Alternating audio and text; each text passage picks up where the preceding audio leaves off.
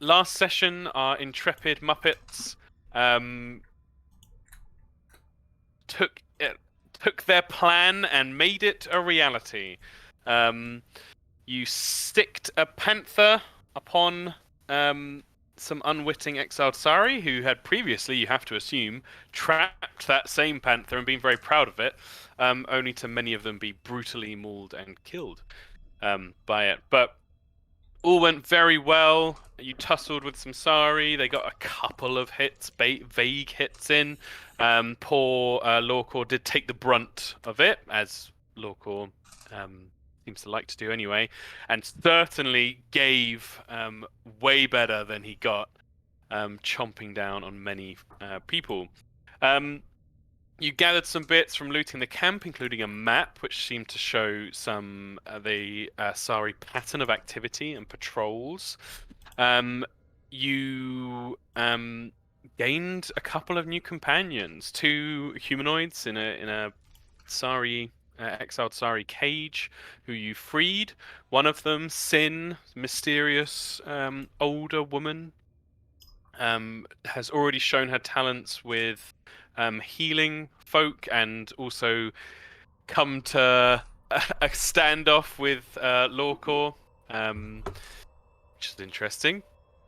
And alongside Sin, we have Ren, not Kieran, Ren, who you formed a burgeoning kind of relationship with. He led you north, seemingly towards a true Sari settlement, but you decided against it in the end. And upon a bit of charm from Tiberius and a few glowing seeds, he seemed to decide upon turning back with you as you headed towards the tunnels indicated on the map.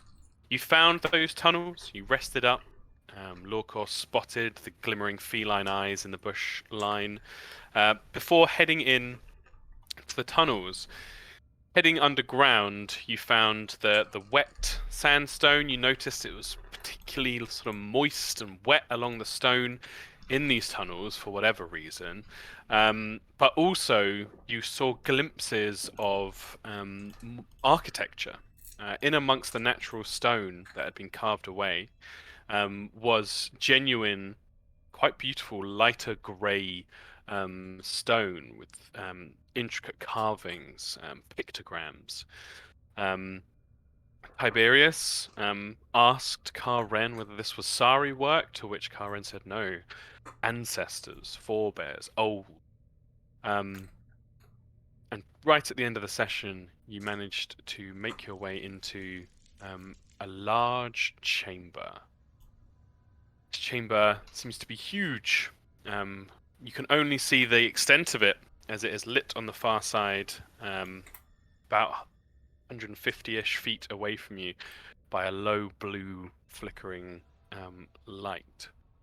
So, the first thing I'm going to do is take us over to the map. You should see yourselves at the top of this map. It's quite a big one.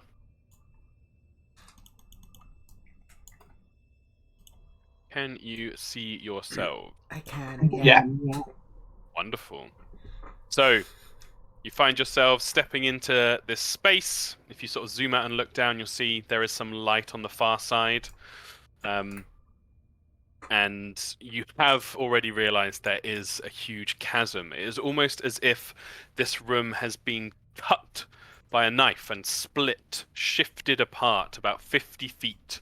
A chasm perfectly straight on both sides, but spanned by a rickety, spindly-looking rope and wooden bridge on one side. At the moment, I think the only light I have on is I put some light on Ren, just as a placeholder so you guys could see where you were, but I wasn't sure who had light or who had a torch going or anything like that. So if you let me know, I can put that light on you. Probably had a torch at some point. Yeah. Yeah, Tiberius would as well. Excellent. I don't have anything. I want the torch too. I have a torch. Excellent. Oh, George, something might be coming to your house. Oh, Oh. is it a torch? It's 10 liters of HP. Oh, Just in time. Bosh. Okay. Yep, you have torches on you now. I don't know why Law calls it no health, but you back up. Well, cool. I think you're fully recovered. So you find yourselves stepping forward into this chamber. Karen is already tentatively stepping forward and looking from side to side. He does seem quite apprehensive. But yeah, if you want to move your tokens, feel free. Or ask any questions, or let me know what you'd like to do. Staying at the back for now. Mm-hmm. Seeing what other people do. Moving. Yeah. So, as you step into the chamber... Where's my name wrong? Sorry? My name on my token was wrong for some reason. Oh, weird. I'll check into that while you guys are moving around. But as you step in, you notice the ground, as it has been in the last little bits of tunnel, is half of the rough natural stone and dirt, but there's also seems to be remnants of a lighter grey, much like the other architecture you've seen, flagstones laid alongside each other. But many of them have either been covered by dirt or worn, seemingly worn away, which is interesting, considering previously you've been unable to scratch or pull apart some of the stone. The walls around you form a similar pattern where you have some of this beautiful lighter grey stone architecture poking through, but again, more dirt and other rock covering other aspects of it. About 20 to 30 feet ahead of you, you see the lip of the floor, and it just ends. It really is like someone has just cut the ground away. And emanating gently up from within the chasm is quite a thick mist. It floats and dissipates as it reaches the edge, almost like if you've seen your bubbling liquid nitrogen or what have you. This vapor is just coming up over the edge, but swiftly disappearing and condensing on the ground. Go look over the edge. Yeah, Local, you step up to the edge, and the thick mist obscures how deep this chasm might be. You're unable to see very far. See a bridge though. You do see the bridge. The bridge Jump in. looks used. The bridge looks pretty improvised, rickety. Plenty of patches and holes in it. It looks to be made of wound vines and other organic materials. The wood is a lot more like branches bound in rather than the planks given by the map in front of you. It very much looks not the safest thing you've ever seen, but quite in keeping with the aesthetic of New Quivershank, to be fair. And at the sides of the room, you see these large pillars, and these large pillars are made of the same fine grey stone, and across them you see a number of different frescoes carved into the stone itself. Are images depicting dramatic events. You see humanoid figures, not with huge amounts of detail. Some of them depict scenes of a crowd reaching up towards a figure in the sky. Others seem to be people working away at a great monument. Others seem to be people digging. But every scene you see, and there are many of them around these pillars, is very grandiose and dramatic. You know, great crowds of people, the viewpoint gazing down upon a great work or what have you. They give an impression of great deeds.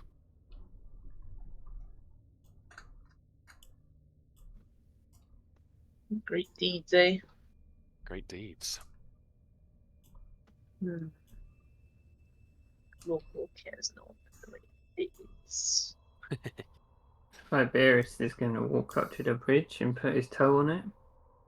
Yeah, you place your toe on the bridge, and it immediately there's a creak, and you see some dust kind of shake from the bridge and fall down. Looks over at the sorry guy. Yeah, he looks towards you. He's going to go to take a step. Yeah, he's watching. He doesn't warn you away from it or anything. And he'll take a step. Okay. You step onto the bridge. Immediately, your footing is difficult to balance. The bridge kind of wobbles from side to side as it takes your weight. If you wish to move across this bridge, this is going to be uneven ground, and so you'll have to do a balance action to go across. This involves an acrobatics check. You move. Well, your speed at which you move depends upon how well you do. Gonna be like, come on, everybody. It can't be that difficult. And he's going to go to try and walk across the bridge. Excellent. Acrobatics for me, please. Oh, very nice. With a 22, you go at your half speed. So you can move yourself up to 15 feet. So you all watch as Tiberius quite nimbly steps from branch to broken element, but keeping his footing at each point, using the ropes to each side. And before long, he's making pretty decent speed across this large bridge. Tiberius to either side of you is just mist. Just looks down. Who looks back? Come on, everyone. It's perfectly safe. And he's going to like keep going along. Yeah, I want to go. I want to go. Okay. A balance check from you, please. Slug. Tiberius, yep. Fantastic. Again, you can move at half your speed, another 15 feet. Acrobatics from you, Slug, please. Brilliant. You can move at half your speed. I know you're not quite the elvish speed, but we'll call it 15 feet for the sake of this. So you can move 15 feet as well.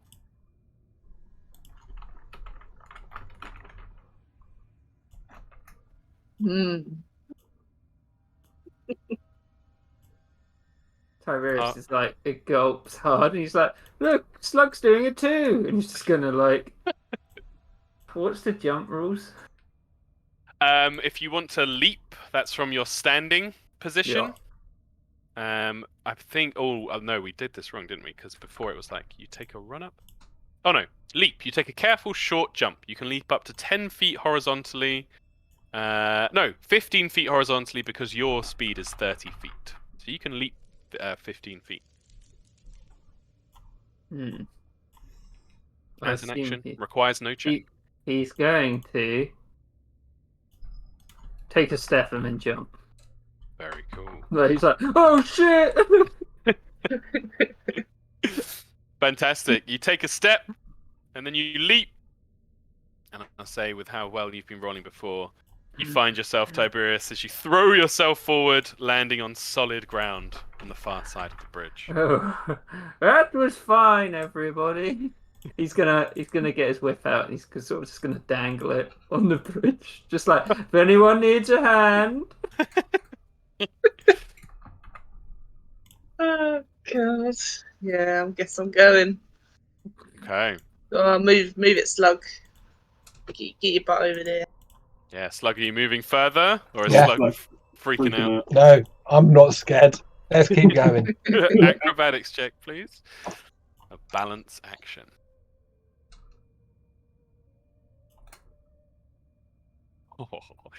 You set your legs wide to cross this little gap here, and you manage another 15 feet. You shimmy across. If only your parents could see you now, your mother would have a heart attack. They'd be proud. They'd be proud. Lawcore, you going on? Yeah. Yeah. In.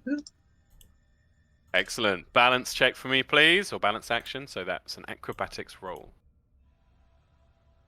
You all can hear the wood creaking, and the bridge begins to dip slightly as the muscular weight of Lorcor steps out onto this bridge. The whole thing resettles in place. But Lorcor, you are nimble, and you Yeah. manage to move 15 feet. This would be from the start of the bridge, so you can move one more square at the moment. Very good. Slug another one. Yeah, another one. Fantastic. Acrobatics check for me, please. No. Hey! No. I will take this opportunity to remind everyone that at the beginning of a new session, you are set back to 1 hero point each. Yeah, let's use the hero point, please. Hero point. Reroll that check. Okay. Oh, You too step easy. forward, one gives way, and you start to stumble, but you turn it into a sweet little somersault, and you come up 15 feet further along than you were before. Lorcor. Nope. Yeah. Well, we'll see if I get Acrobatics for me, please. a. Do it again. Fucking hell. Mm-hmm. Oh. Again, this time you see some of the vines fraying, and with a snap, one of the branches just falls, plummeting, and you see the mist around it swirls as the branch swiftly disappears into the huge chasm below you, and you do not hear anything hit any ground. But you gather yourself, holding on with your strong arms to make up for your footway giving, and you move on another 15 feet. At this point, Karen hasn't looked very happy with this idea. He uses his spear to kind of swirl some of the mist around, and he's got a look on his face like he's just smelled something very nasty. But he kind of sighs, braces himself, and moves out onto the bridge. Would the whip reach Willie at that point? Yes? Yeah. So, yeah, Tiberius is like, Willie, grab the whip just in case. Not that you're going to fall, you're too cool for that, but I don't want to be blamed for your death by your mother. I mean, you're not deaf.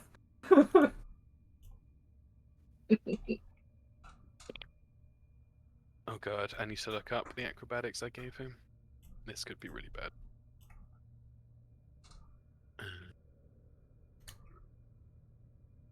And Willie, do you grab onto the whip?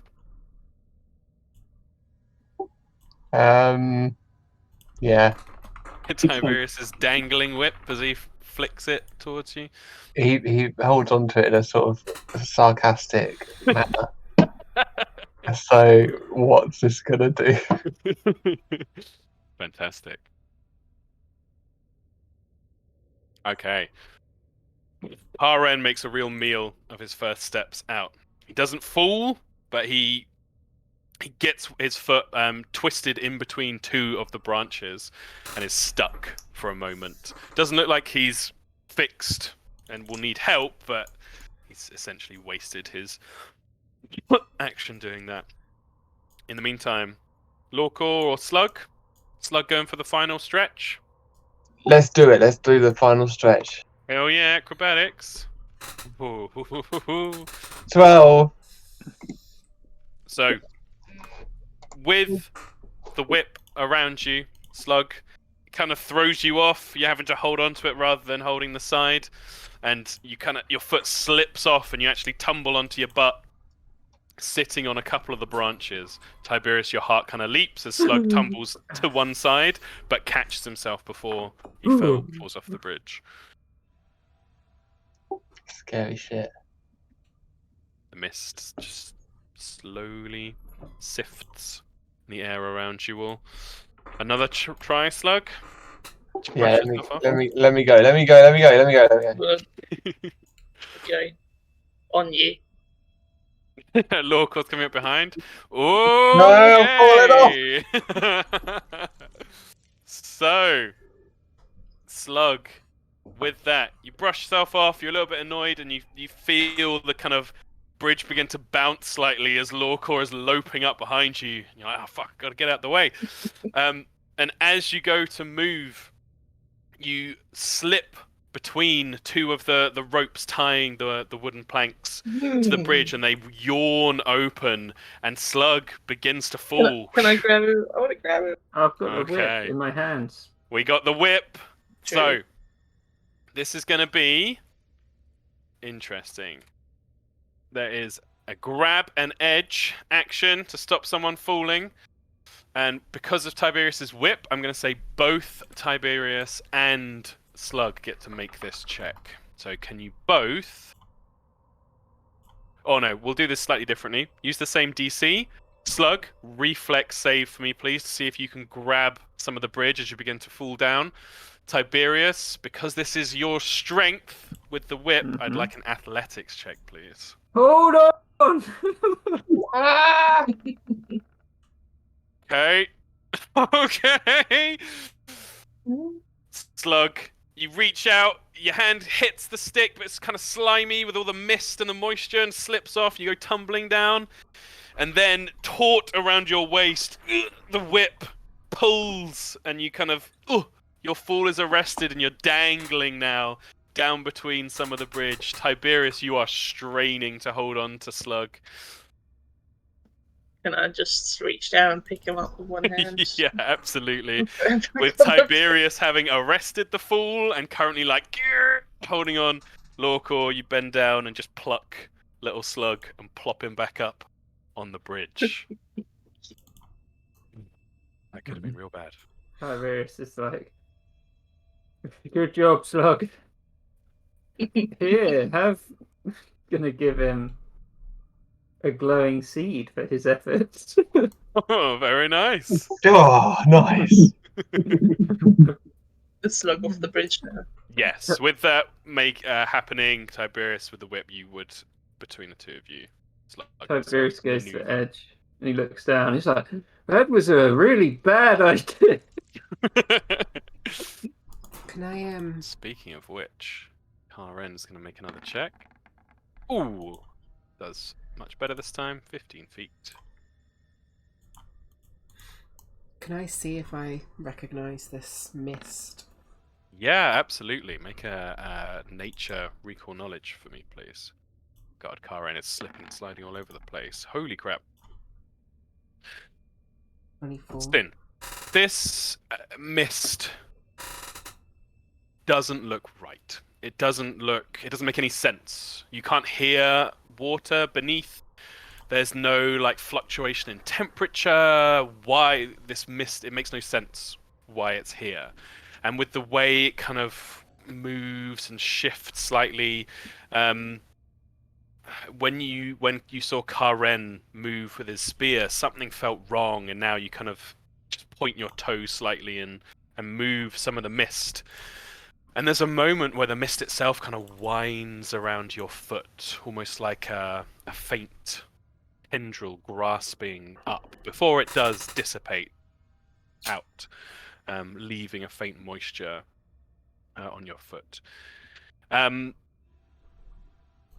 Something does come to mind for you, which is that nature itself is connected deeply to the great spirits, the Kiad Shore. But often, manifestations of the Kiad Shore, or avatars, or areas connected more closely, will take on seemingly supernatural properties. Fire that burns hotter than others, or crackles with different colors of light. Water that can float in the air, or forms great teardrops that move upwards, seemingly defying gravity. This kind of reminds you of that. This mist seems thicker. It seems to have the slightest kind of mind and movement of its own. Can I cast Detect Magic?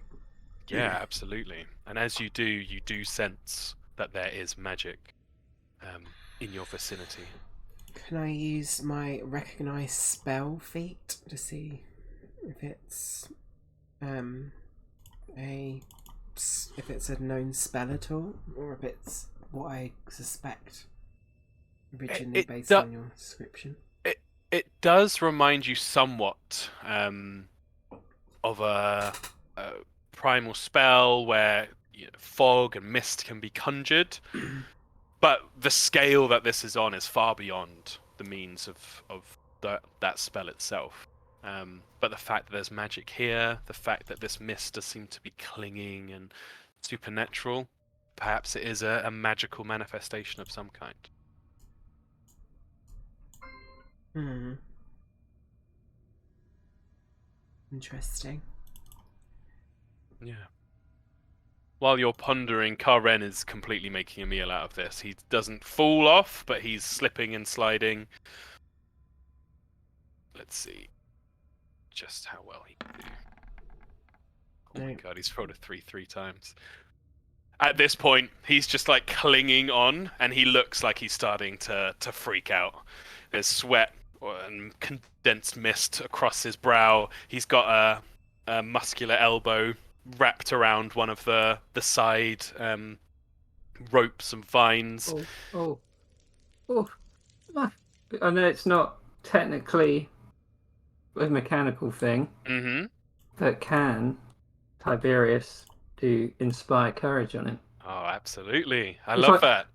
Come on, Karen, you can do it! You're much better than anyone else here. I know you don't understand me, but look at me, I did it! And then he points at Slug. Karen, on hearing his name, looks up, and your voice carries weight, and he does get back to his feet. He's going to give it another go. I'm going to give him a extra plus Oh, one. he's gonna for die! this. With a +1, that actually makes it a pass, and so he gets to do his 15 feet. You see, he kind of steals himself and crouching, almost like a hunter's crawl. He moves forward across the bridge. Breathing, you see gusts of mist billowing from Karen's deep breath. Lorcor, we going for our final stretch? Yeah. Excellent acrobatics for me, please. Oh. Yeah. Slipping, this last stretch looks particularly dangerous, Lorcor, and you kind of falter as you're moving. Feel free to just keep making checks as you see fit, but for this first one, you've kind of stymied your advance. Oh! And so, in true Lorcor style, any obstacle must be demolished. And so at this point, you just go, fuck this, and just all your muscles surge forward, and on like all fours, with your claws out, you just Oh, go yeah. rampaging over to the other side.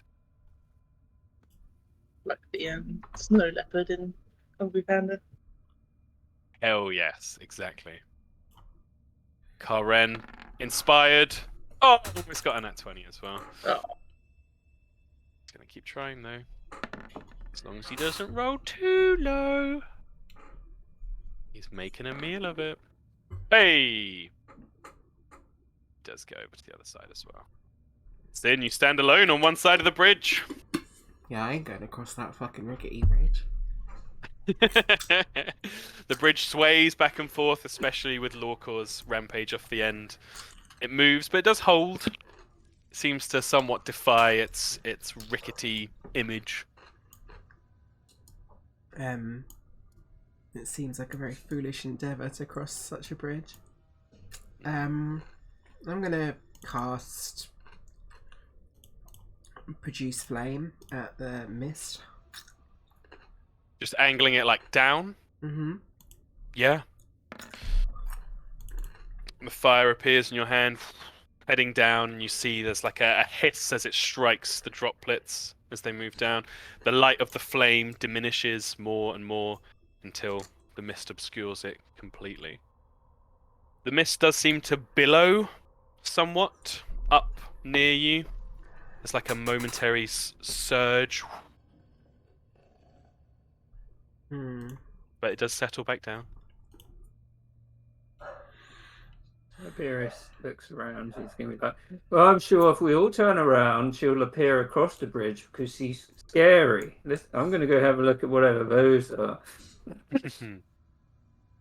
Yeah, by the flickering yellowish torchlight Tiberius, you see two statues, one clearly in a much worse state than the other, but both badly damaged.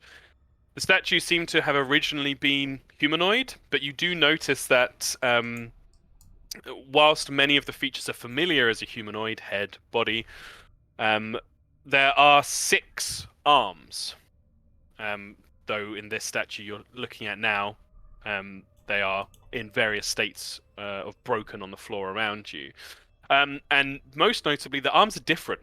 The top set of arms matches the rest of the humanoid form, what you'd expect, hands, fingers. The next set of arms down has almost like an artificial structure to it. 2 long, thin beams, like a rod of metal, with a strange circular joint in the middle, seem to end in a simple 2-pronged grasping kind of pinching hand clamps. And then the final set of arms at the bottom is matches the top, except the skin of it is made to look as if scaled. There's fine detail in the skin there. He's going to look at it. Does he recognize anything about it? Um, Like, not just the statue, but anything about the mason? Not that he's... Actually, forget that. He wouldn't know anything about masonry. You notice immediately that this is carved from the fine grey stone that seemed so tough before, so to see it broken and shattered, it's quite striking. There is no language or pictures. On the walls all around you, now unbroken by dirt or other stone, are just these endless frescoes and depictions of dramatic elements. These torches on the walls glimmer blue with light. I could have done that, but imagine they're blue. And you do notice the other statue off to the side stands tall with these 6 arms portrayed outwards, not in a threatening motion, but just in a kind of almost like a scientific drawing, the 6 arms out. This one seems a lot more intact and does depict a feminine form.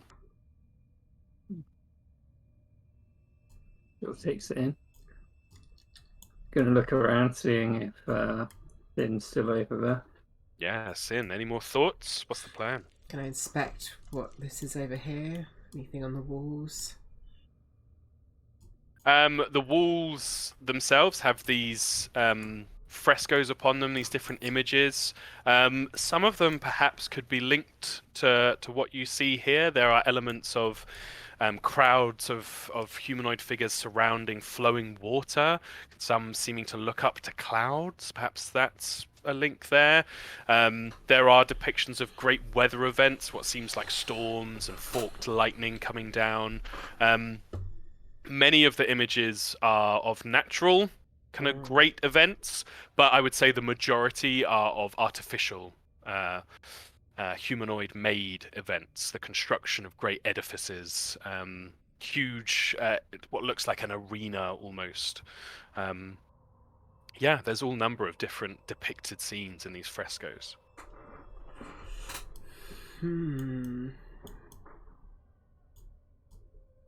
I don't know what to do. Go Yeah. across the breach. Your companions stand on the other side. Yeah, but I don't want to fall in the mist. Yeah. What spells you got? Not really anything that will help me here.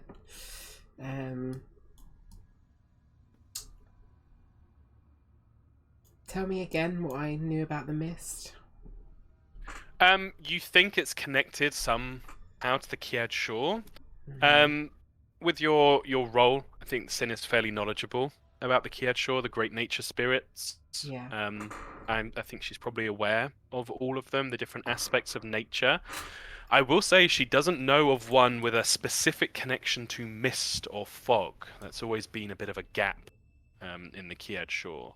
There's a Kiad Shore of flowing water, of salt water. There's Kiad Shore of the sky and air, but none of mist. Hmm. Can I spend 10 minutes identifying magic? Yeah, absolutely. Let's have a little look at the old thing. This would be definitely a nature roll, as it is primal magic.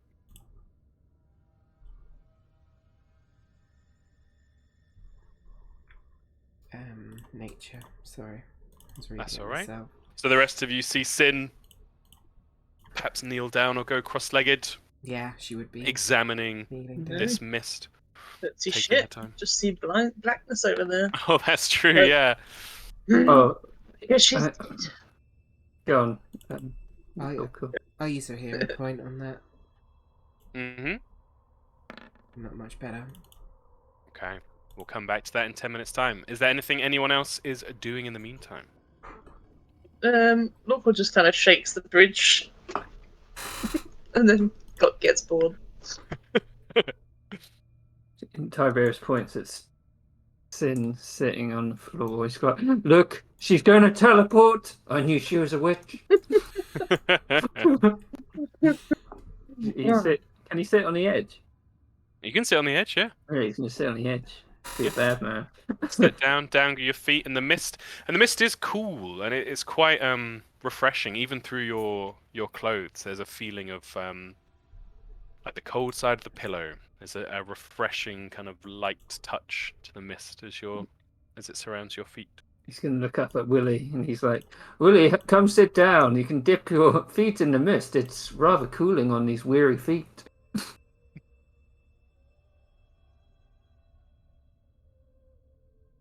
Lug, do you join him? What? Sorry, I missed that. What?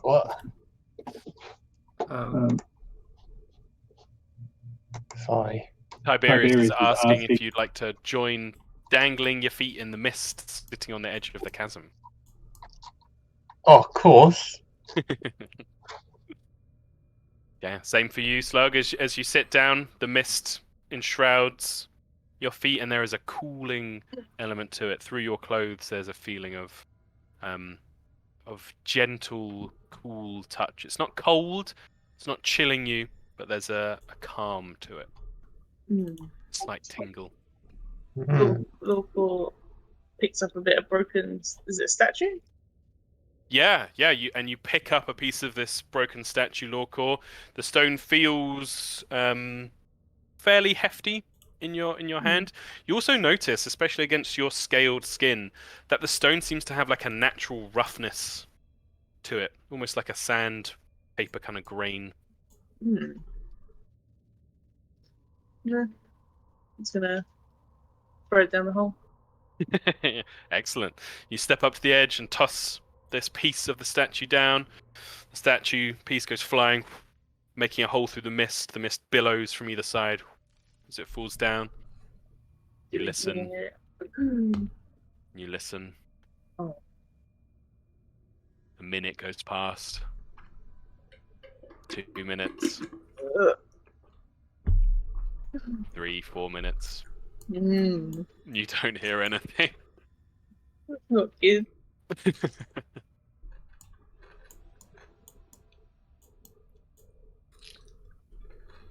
Go on then, Sin, what you doing? I'm identifying Yes. the magic. So, Sin, you sit and you focus your mind, your sharp mind. You kind of let some of the mist waft over your lower half and your hands. You reach down and you concentrate, focusing your attunement to magics. The mist itself has the most faint feeling of life to it. There isn't the feeling of sentience, but there is a feeling of flickers of movement, almost like seeing the tiniest of movements inside frog spawn, like the beginnings of life. You notice in your time focusing that though the mist mostly just sits and settles, there is kind of patches where it kind of shifts slightly. There aren't huge patterns. It doesn't give the impression of anything like inside the mist, but just the mist itself seems to have this like slight flicker of life and movement to it. You definitely get a feeling of like something much greater is at work here. So I assume that was a It's- regular success then. This is a powerful primal magic. Yeah. Hmm.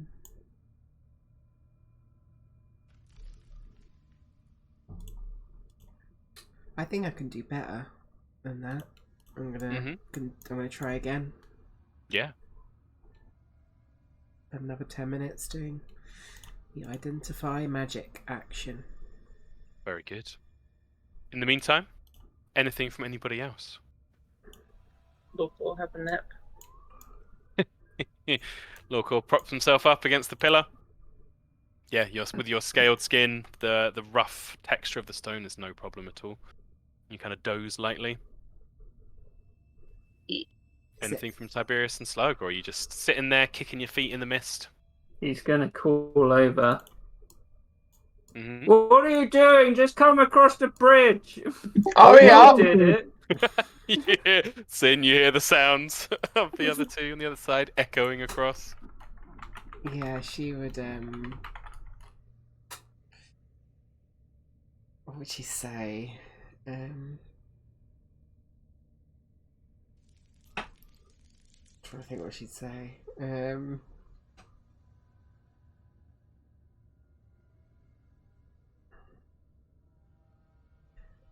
don't know if she'd reply straight away. I think she'd say something like,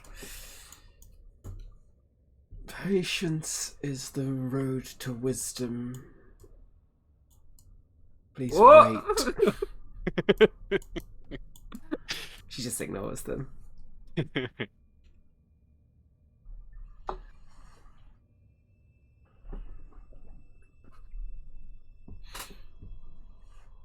Well, we'll give you. And he looks around.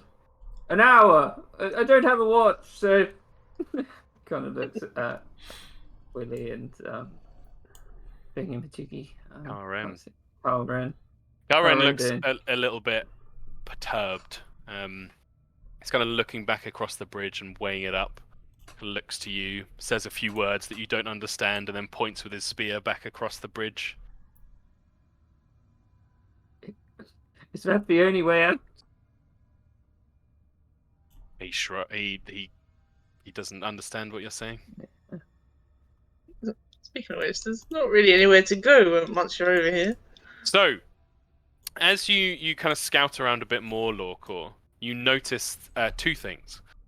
One, as you move past closer to the second statue, a deep voice emanates from it. Ooh. This beautiful feminine statue with the 6 arms. The voice at first speaks in a language unlike the Sari language and unlike any you've heard before. This kind of flowing language, like an Elven or a French kind of thing. Beautiful syllables, but it speaks with a firmness and a gravitas. And it seems to say this phrase lasts maybe 5 seconds, just once. And then there's a moment, and you feel almost like a high-pitched sound in your ears, like that kind of ringing, like you've heard a loud sound. And then the ringing instantly goes, and you hear the voice again, but this time you understand it perfectly. And the voice just says, "Your purpose is impure." But as it says this, you see what you thought was just wall slightly open in between the two statues. Like a door slightly moving ajar. You see 2 stone sides of a door here, previously hidden just as part of the wall. Can I try and open it? Yeah, you walk up to the door, you pull on it, it scrapes against the ground with a bit of a rumble, but with your strength, Lorcor, you're able to pull it back completely, and you see similar in breadth, about 10 feet wide, but this time a carved stone passageway, and much more much less broken and damaged stone tiles beneath your feet, heading off into the darkness beyond. I've found the way out. Ooh, I assume Tiberius didn't hear what the thing said? Everybody heard. Everybody heard the statue. The first phrase. Everybody had the keening in their ears, except Sin. I think Sin's a bit too far. And then the phrase, "Your purpose is impure." It's spoken aloud. It's not in Lorcor's mind. Tiberius sort of like, huh? And runs over. What do you mean? Are you talking about him or all of us? As he looks up at the statue. A few moments pass, and then again, "Your purpose is impure."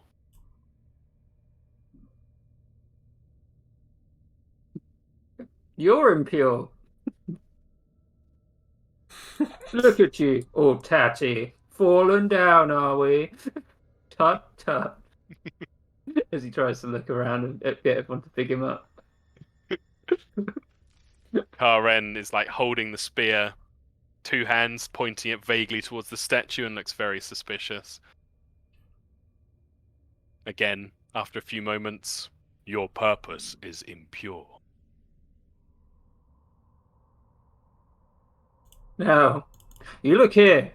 We just want to help our village. We don't need to be insulted on the way there. You got that, lady? "Your purpose is impure." By now, you seem to get a sense. This isn't saying it in response to you, Tiberius. It's like every maybe half a minute, the voice goes once more.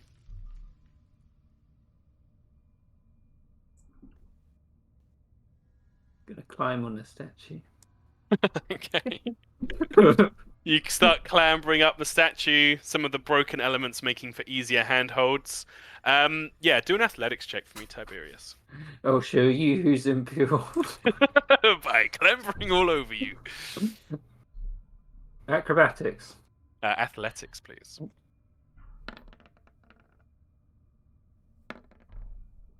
Okay. You start to pull yourself up, but well, this is the first time for you. This light grey stone looks smooth, but when you touch it, it has a horrible grating roughness to it, and your hands come away slightly raised from trying to climb.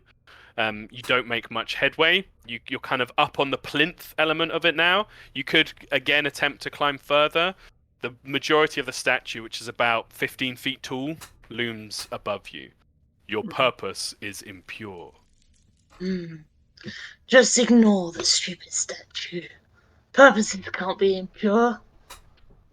They're not. I don't know if he's talking about me, or you, or Carl Wren, or Slug. I thought Lorca was going to say then, purposes can't be impure, they're just like fishes.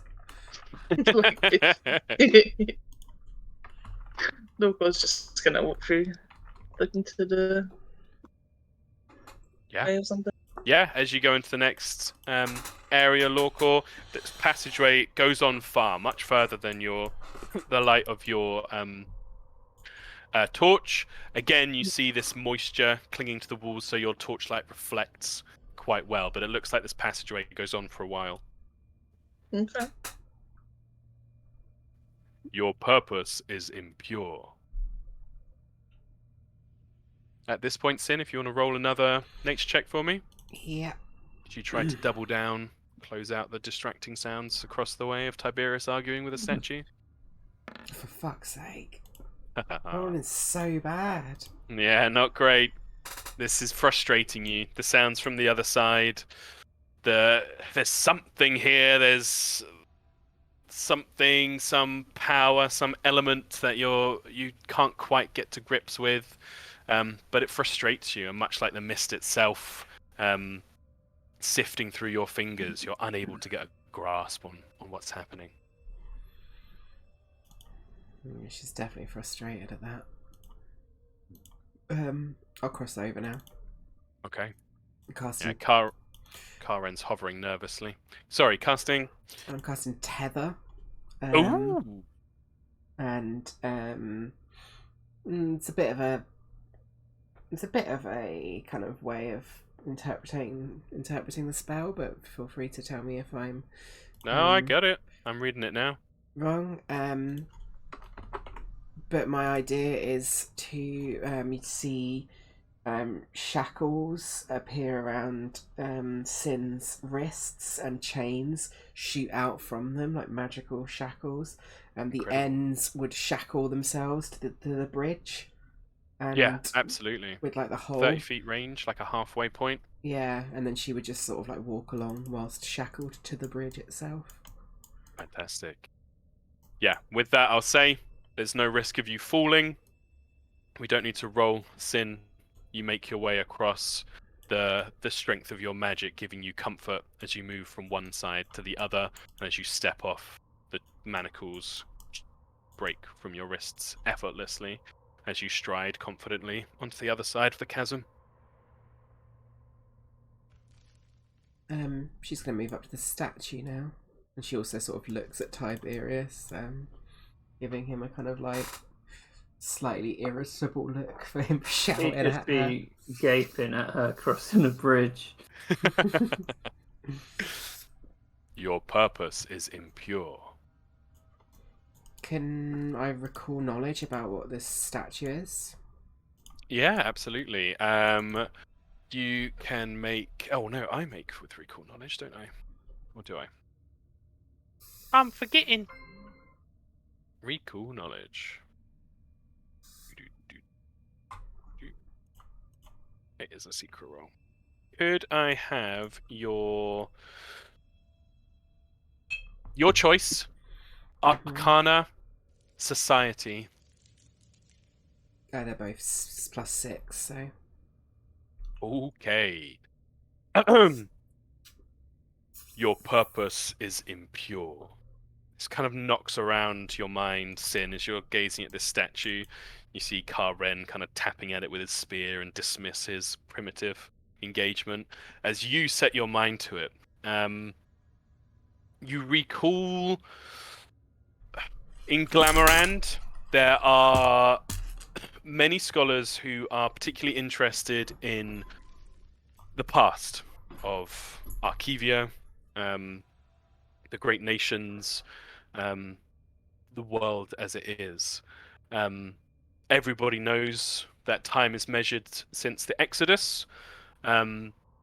Scholars work trying to unravel exactly what happened to cause so many people to leave. The Exodus was a time where best wisdom at the moment says the world was populated, advanced in civilization, flourishing, successful, covering many different aspects of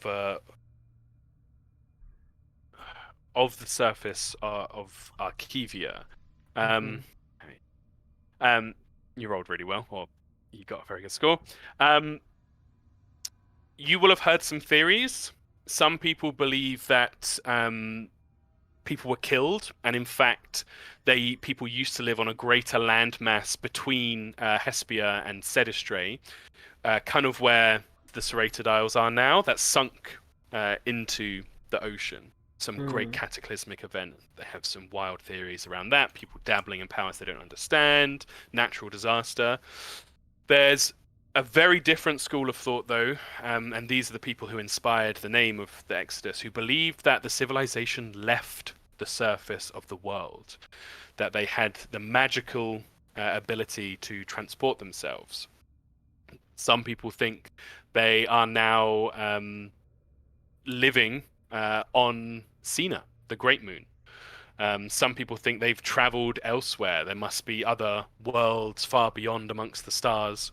Others think they left in a spiritual sense. They ascended to a different form and no longer inhabit mortal bodies. It is a topic of great debate and interest of many different scholars. Sin would be very aware, though, in relation to this statue, of a few things. One, that it is widely agreed that the previous civilization was capable of great deeds far beyond what your modern societies are now.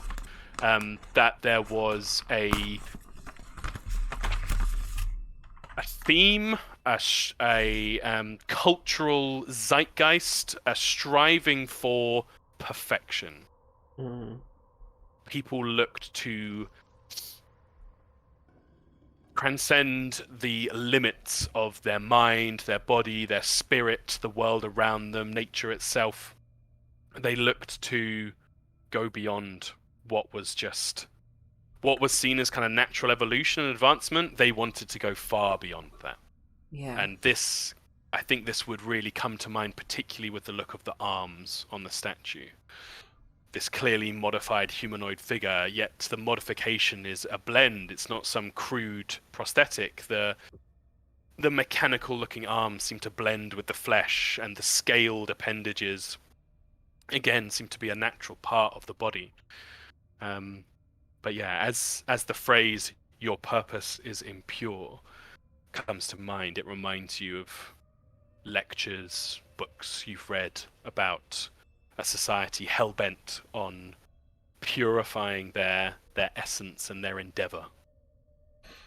How long ago was this supposedly? So you are coming up to 800 cycles post-Exodus. Mm-hmm. So 800 full cycles of Sina, the Great Moon. That's considered the point that the Exodus happened. Your current societies and civilizations and the nations that are there are thought to be some of the more fringe, more primitive peoples from the time who perhaps lived in the mountains, in the woods, and essentially emerged and inherited the space left by people disappearing.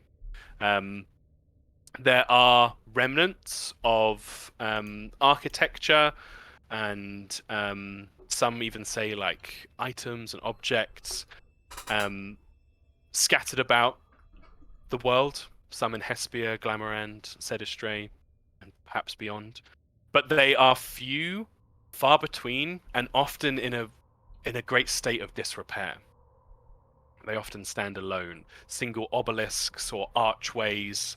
It's said that in the center of the arena in Crucible, the capital of South Hesperia, there stands a great obelisk around which the arena of Crucible has been built.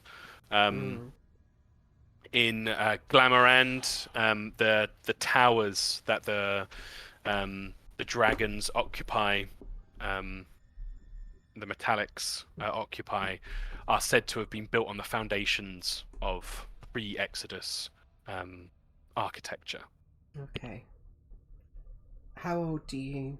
I don't really think we ever discussed this, but how old do you think Sin is in relation to? Not old enough No. to think back to then.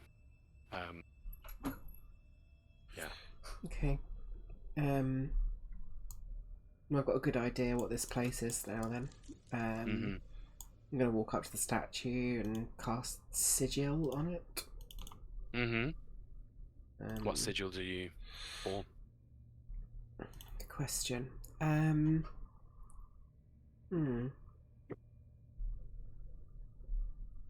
think it would be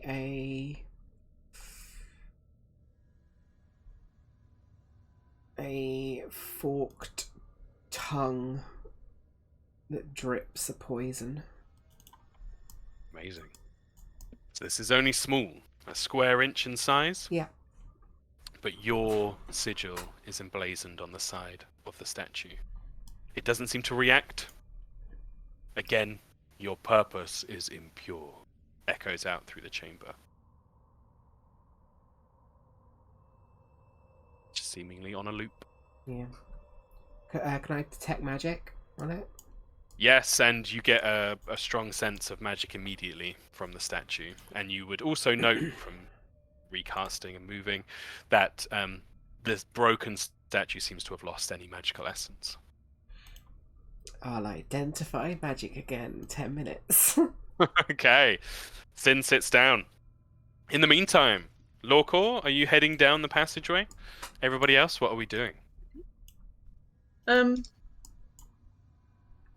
Yeah, I think it would have made it started at least. Yeah.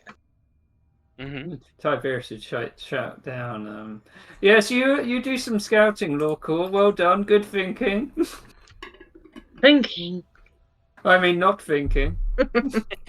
Instinct. That's the word. Yeah. Instinct.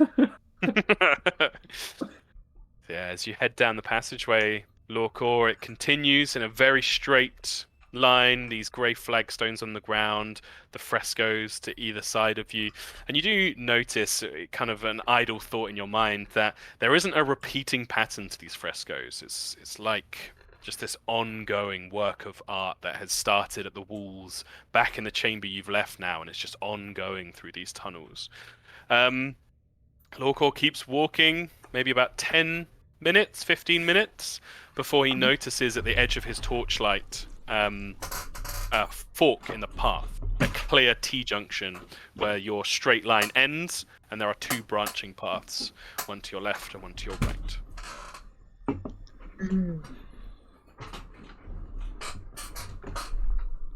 Is anyone behind him yet? Has anyone followed Lorcor? He was too scared.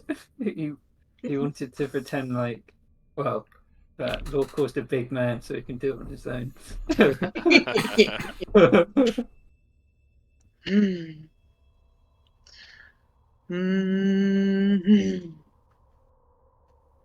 Sort of does its own version of Ip Dip Do. Yeah, roll for it. What should I roll? D6, evens left, odds right. Yeah. Left we go. Odds right. Odds right. Yeah, that's it. Odds right. Okay. You veer around to the right and you're met with just the same kind of passage. Grey flagstones, frescoes on the walls, the same height maintained. You do notice...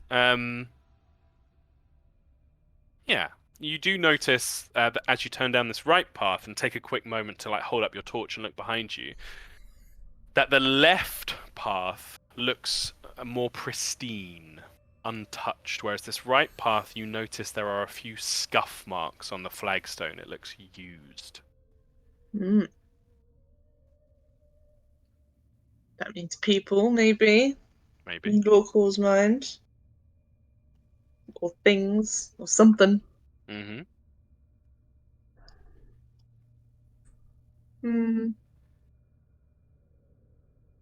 I mean, they're 10 minutes away. Can't really just yell back. Yeah, you've come quite a ways.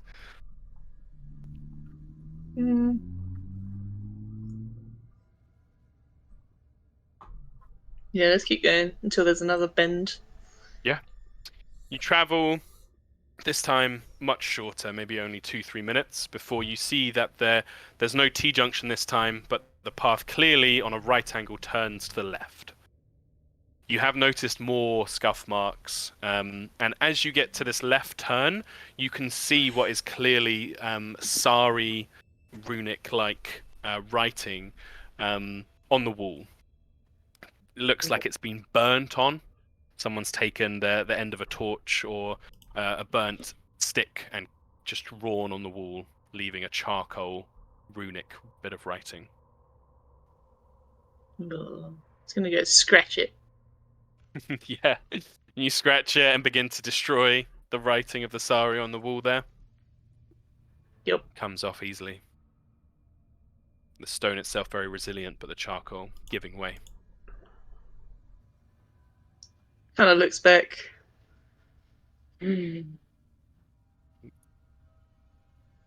Not good at directions.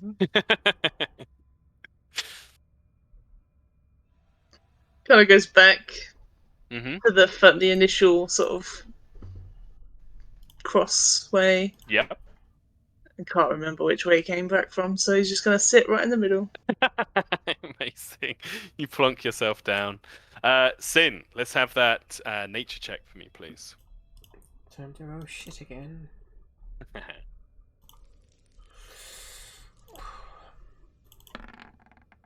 Nope. Natural 20. Oh. Hey. I've also just realised I should have been rolling for this as well. It is a secret one, but it's awesome to see a natural 20. Okay, this time Sin much simpler. Whereas the mist had this like strange greater forces, esoteric element to it. This you can see that the magic in front of you is an animation spell, a conjuration type of spell. I'm unfamiliar with its name in Pathfinder. Maybe animate object. Yeah. With your very good roll, critical success, name, what it does, any means of activity. Okay. You think from the magics placed on this object that it has a simple job. This statue. It seems to have some kind of detection ability, perhaps almost like a divination kind of magic to it, where it senses people's motives and intentions. Mm-hmm. But you think there is also an element to it where it can act as a defender if attacked. You think if attacked, the clearly hostile motion, and you have a moment of panic where you think back to Karen tapping it with his spear, you think the statue would fully come alive and attack or defend itself, rather. Interesting. She'll keep that in mind. Yeah.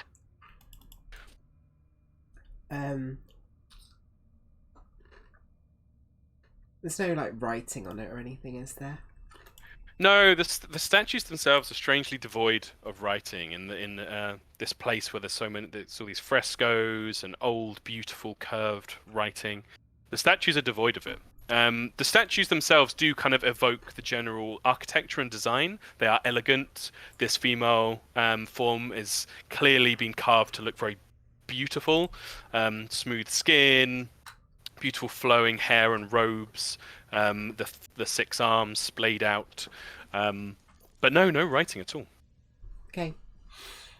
She's sort of done studying it and kind of gets to her feet and then just looks to the door and looks to Tiberius and looks back to Slug, seemingly still kicking his legs over the edge.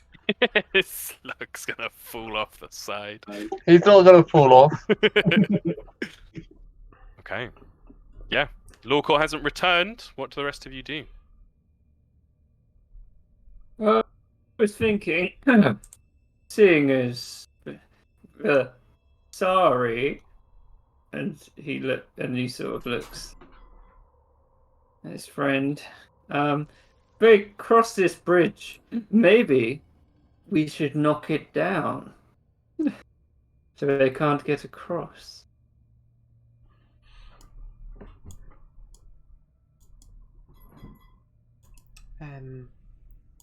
Since Sin's the only person who can understand him here, I just realised. She would say,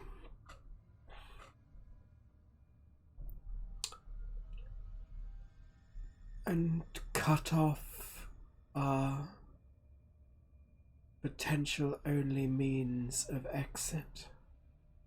Well, if this leads where we think it leads, there should be another way out, and won't that give us more inspiration to carry out the mission? As he tries to look brave. Your bravery is foolhardy. He's going to start walking over to the bridge. Come on, Slug, let's tear this thing down. Well, if you say so. Okay.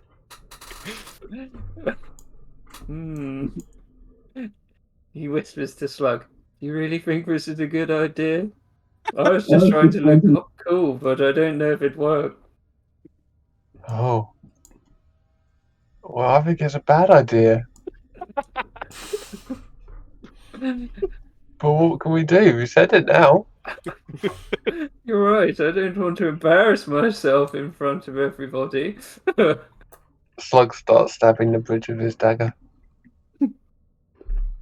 Okay, between the two of you, the stabbing takes ages to add to the embarrassment as the rope begins to unravel and the vine begins to snap, and eventually the weight of the bridge itself helps you as it does with a clattering cacophony fall through the mist, causing this huge bellow like two great waves pushing out through the mist to each side as the bridge falls and clatters against the far side. It is destroyed. Just looks back, everyone. No turning back now. Onwards. Too easy.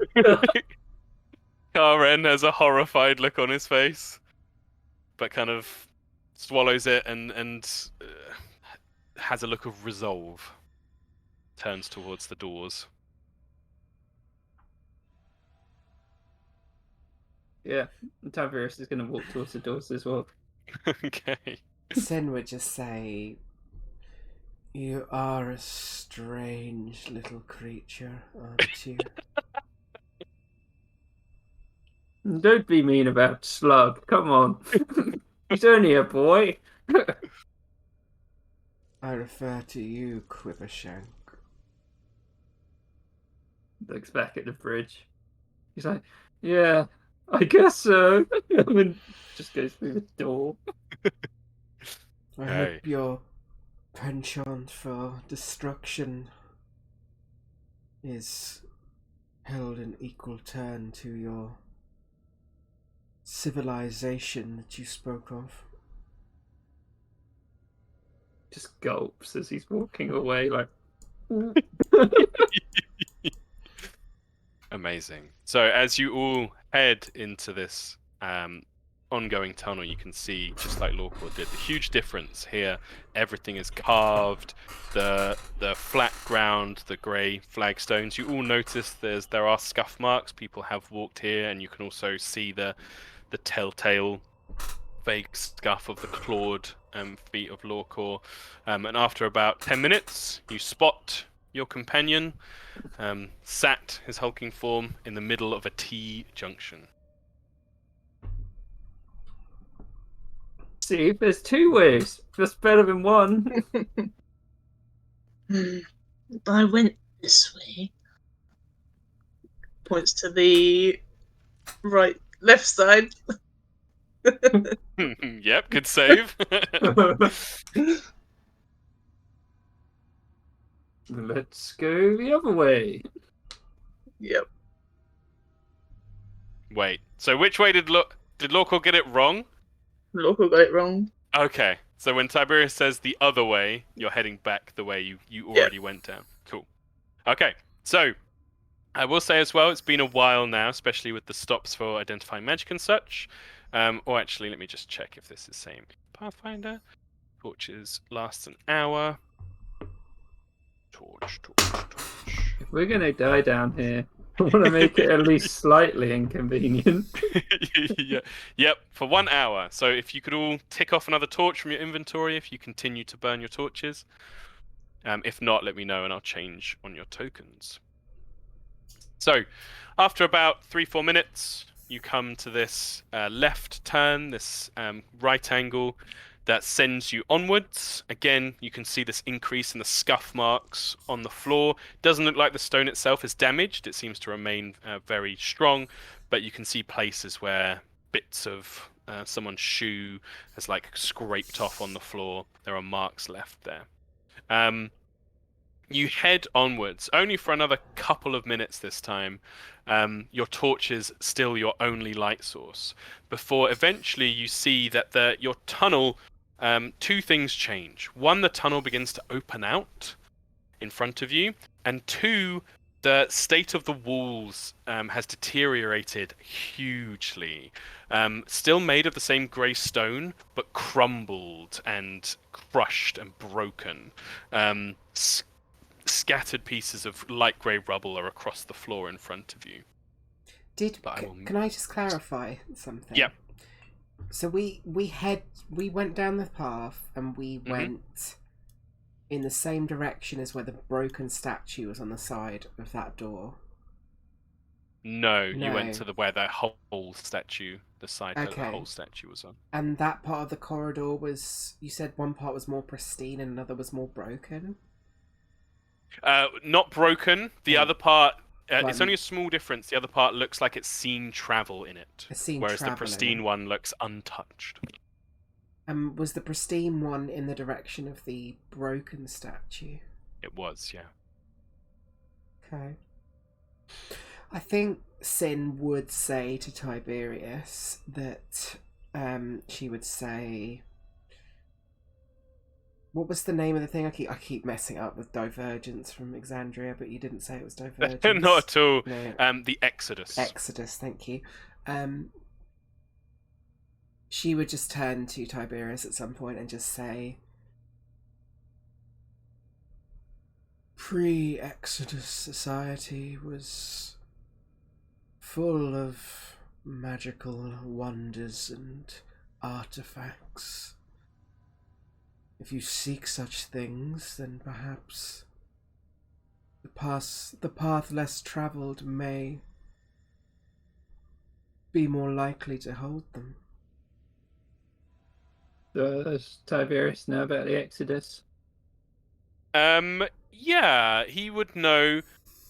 He would know as far as kind of oral history in New Quivershank, which is pretty thin on the ground.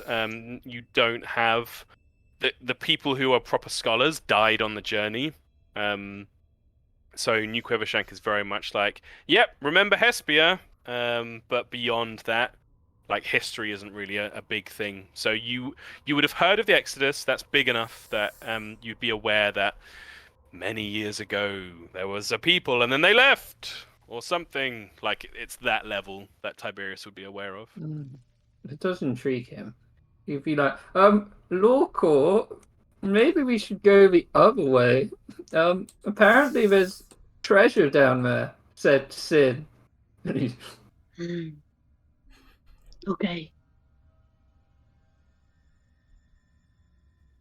Yep. okay. Goes the other way. Let's do that. Going the other way? Okay. You turn back around and make your way traipsing back across. I love this. It's like the fucking Scooby Gang walking across, back and forth across. You walk back down. The other path doesn't take long. It's a few minutes. You start heading down the pristine hallway. You notice here in this hallway that the moisture is... Whereas in the path you'd walked, people had clearly moved through at some point recently and much of it was disturbed. Here, it's almost like looking at the surface of a lake, a still lake. The beautiful grey stone has this constant, like, slick surface of moisture to it. And as you walk down, you kind of slip slightly. Your first steps on a flagstone will slip as you kind of dislodge the moisture, and then your companions behind you can kind of walk. It's fortunate that you have Lorcor with his claws and his scaled skin, that you're able to make your way. The frescoes here continue their themes: grandeur, great events. It isn't long. Sorry, go ahead. I'm detecting magic. It's my absolutely. exploration Yep. action. You do note Sin, and it's kind of interesting but also frustrating that there is a constant presence of magic. Not a strong one, but again, with this detect magic cantrip, it's limited, the information you're getting. But there is, every time you ping, there's magic. But you eventually come as a group to a right turn. You follow it round. There's no Sari marking here, Lorcor. Everything is untouched, pristine. Before you head into a large space. Again, similar to where you were before, the tunnel seems to open up, and again, you get this, and with this in particular, it's very stark. There is a sudden shift from pristine tunnel to broken walls and crumbled rubble and such. Are you continuing inwards? You said there's broken rubble here ahead in the path. Or... Yes. Not blocking you, just Not you blocking. notice, much like where you had reached a chamber on down the other path, there is this shift from untouched walls to like broken, damaged grey stone that has crumbled down. But it doesn't necessarily look like it's been travelled down. Or is it too hard to tell? No, it doesn't look like it's been travelled down. It's quite a strange sight. Interesting. I wonder why it keeps doing the wrong name. You have to Let resave me- the token, probably. Yeah, let me quickly do this. You click on it and there's an option now that says update default token. Ooh. And if as long as you change the name, it should change the name. Name. Let's see. Update.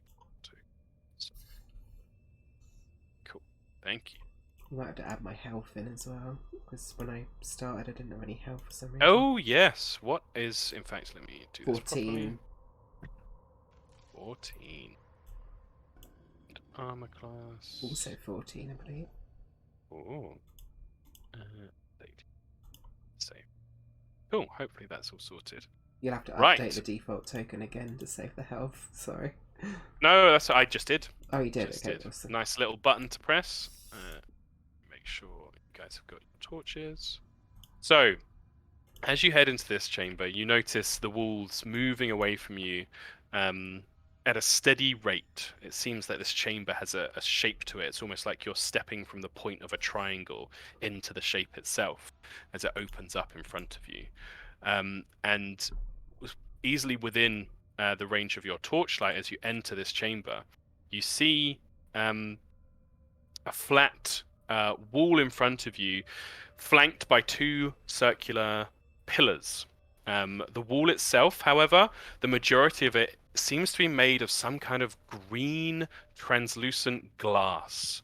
You can see through it, but it is cloudy and difficult to see through. Right, I think I've given everyone their torches. Do I recognise the glass and recall knowledge about it at all? You do a roll. Lorco just breathes his big breath on it and draws a little pick. A dick? Yeah. I love this group so much. The fucking differences between them. Let me shift you guys over so you can see what I'm describing. Tiberius be doing that thing when people go too close to the window and you can just see like their mouth on the window, like staring in. Okay, right. A couple of things. Sin, you would have seen like shard, almost like the edges of a broken window. This before, perhaps in some pre-Exodus ruins. You would not have seen a whole intact pane of it anywhere. This would be quite a sight and quite a discovery immediately. You would immediately think that you would know people in Glamourand who would pay a ridiculous amount for this if you Yeah. could remove it. Lorcor and Tiberius, are you doing what you've jokingly said you're doing? Yep. Yeah. You both step forward then towards this window. Does my detect magic ping at all on it? Your detect magic as you step into this chamber fades a bit, but yes, it does ping as you come within range of the window. So Okay. I'm going to move your tokens forward. A few things for the two of you. Lorcor, as you breathe on it, you notice that the glass itself seems to have these tiny little bubbles, almost like you see in a carbonated drink or champagne or something, like these little bubbles that move slightly. And when you breathe on it, a few of them gather where the moisture of your breath is, and probably causing Lorcor to laugh, follow like the tracing you do with your fingers. They make like a little bubble dick inside the window itself. Tiberius, as you place your mouth on the window, which I think, Sin, you'd be horrified by, because this is like someone going up to a Fabergé egg and licking it. Yeah. The window opens, Tiberius, and it doesn't open like a window on a latch. It opens like a portal, like an organic thing. Where your tongue touches it, it like opens wide, like warps open and forms a hole roughly in the shape that you touched it with your mouth and your tongue, but bigger, about 3 times bigger. From inside Tiberius, you get a cold breeze of air seemingly released by the window opening. And both Lorquat and Tiberius being close to it, because you can see through this window, you just can't really make out details.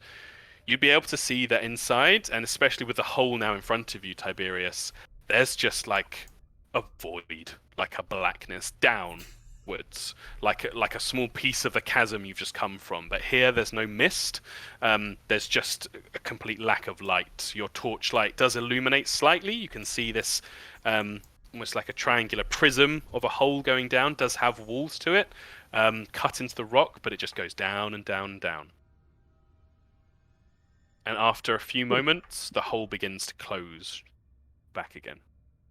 He's initially shocked, but then he's curious, so he'll try and put his hand through. Sin Okay. would call out as he does go to put it, and she would just say, "You would do best not to meddle with the artifacts of beings far greater than ourselves." No, she'd say. Well, I shouldn't have destroyed that bridge either. She says yourselves, not ourselves, actually. Just Tiberius, ignore her. as you put your hand through, the window closes around your hand, and there's a moment of nervousness. But as the glass of the window touches the flesh, your skin, it opens back out again, like in the shape of your wrist, but again 3 times bigger. And then begins to slowly close. I'm just going to try and climb on the glass. Anywhere you notice straight away that anywhere your bare skin touches the glass, it opens up in the shape of whatever you've touched it with, about 3 times bigger, and then begins to slowly close back again. So it would close around him. No. It won't close around. It seems to not close around your skin. Is this sort of stone edifice here? Yes. So the window has a large stone frame around it. So there's about a foot of stone, this lovely smooth grey stone beneath, and then this pane of green glass with, like you can see here, these like thin juts of stone through it, like frames within it. And then at the top is another about a foot thick of grey stone, and it's flanked on either side by these large stone pillars. They remind you of the ones you saw in the previous chamber with the frescoes upon them. He wants to try and stand on it so it opens around him. Take your shoes off. You'd notice anywhere you touch your clothes to it, it doesn't open. Anywhere you touch bare skin, it opens. Is he really going to strip off? Do you? Maybe that'd be too far then. He wouldn't do that. He would just be like, "Come look at this slug," and like start putting his he rolls up his sleeves and starts just putting his hands in like, ooh. Yeah, does slug get involved? Oh yeah. Yeah, so slug, you find exactly the same thing. Anywhere your bare skin touches, or any part of your flesh touches, the window retreats and opens.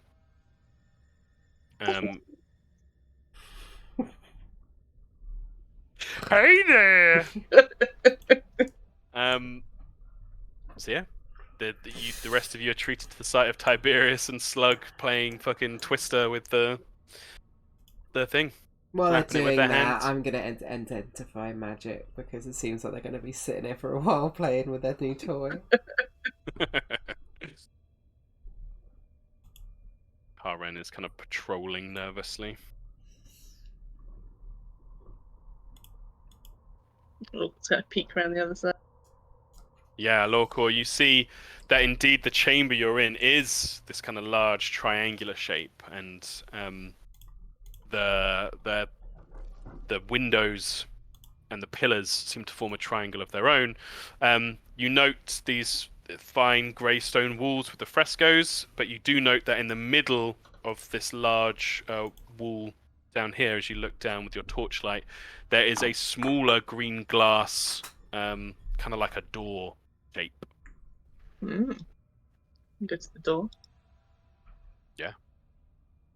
It's just this featureless panel, humanoid size, a little bit bigger than that. Maybe it's probably a bit short for Lorcor, maybe 6.5 feet. And I'll push it. Yeah, as you extend your hand and press it, the door doesn't move itself, it doesn't swing on a hinge, but where you press with your hand, it opens, and whereas with the windows, with Slug and Tiberius playing, it opens only a little bit, the door completely retreats, the glass retreats until it's like a thin frame border, Mm. and the door opens. Inside, you can see a similar inverted triangle of windows with a pillar. There is fine metalwork, filigree, that stands out from the top of the stone frame of the windows, like almost like a metal tarpaulin.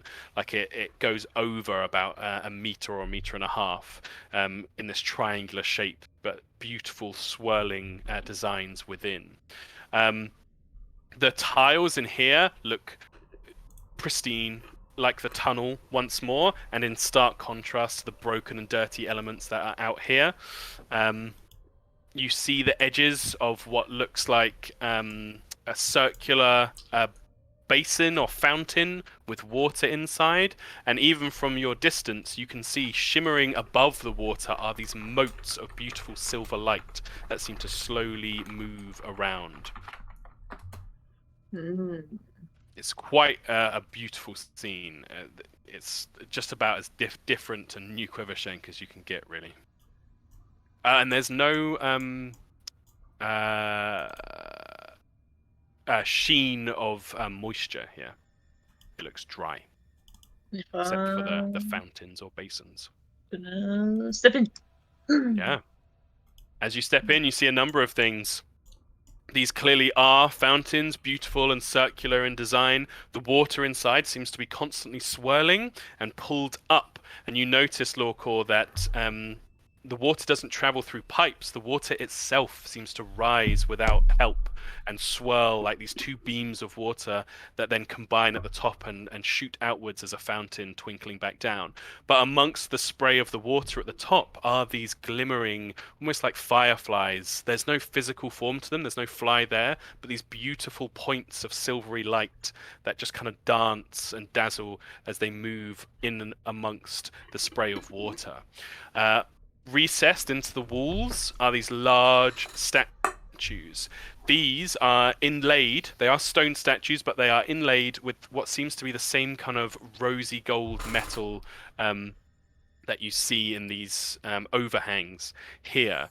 It covers them completely. Intricate geometric designs pattern across the stone statue, and each of them seems to stand tall, holding in two, so again you have the 6 arms, 2 of their arms on one side, like 2 hands, are gripping a torch, what is clearly signifying a torch.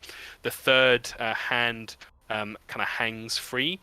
And then on the other side, all 3 hands are holding what looks like, recognizably, a very large shield.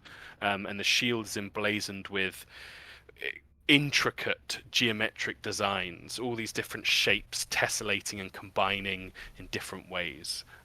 It's really quite the sight. Look, I'm gonna go up to the meshy bit here Mm-hmm. and see how fragile it is. Try and Yeah. rip a bit off. Yeah, as you reach up to the mesh and touch it, you notice that as one of your claws kind of strikes it, there's a beautiful chiming sound. Rings out in the space you're in. beautiful. But you quickly realise, Lorcor, that unlike the grey stone, you think this metal could be easily warped or broken. You easily rip off a piece.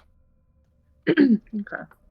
Sin would say to Tiberius that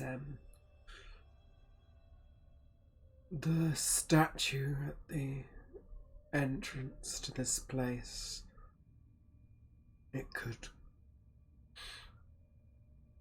serve as a defensive measure. Perhaps keep your beast in check as he wanders. You hear a snap of metal in the distance. He's his own person, Sin. I don't control him. He does what he wants. I'm just here for the ride. But anyway, he's going to take his hands out. What exactly is this?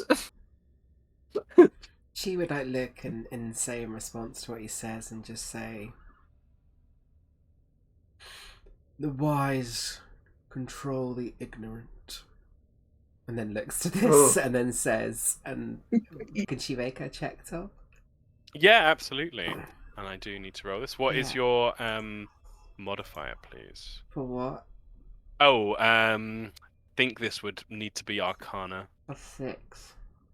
+6. So, you identify the magic. There is a sense of the transmutation school of magic. This feels like a well-practiced thing in that it is powerful magic, and it's certainly impressive in that it seems to be able to respond continuously, but it doesn't strike like the weave of the magic itself doesn't strike you as a one-off. It feels like perhaps in this pre-Exodus society, this was a normal thing. There's a weird mixture of impressive magic with kind of banal, repeated design or practiced design. Almost like an ornament. Yeah. She just says, she just looks at it and says, "An ornament from another age." But why is there glass when there's nothing to see? Perhaps your pre-Exodus friends enjoyed their own reflections a little too much.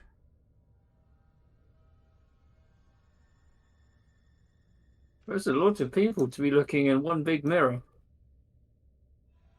Quite. Makes you wonder how many once dwelled down here.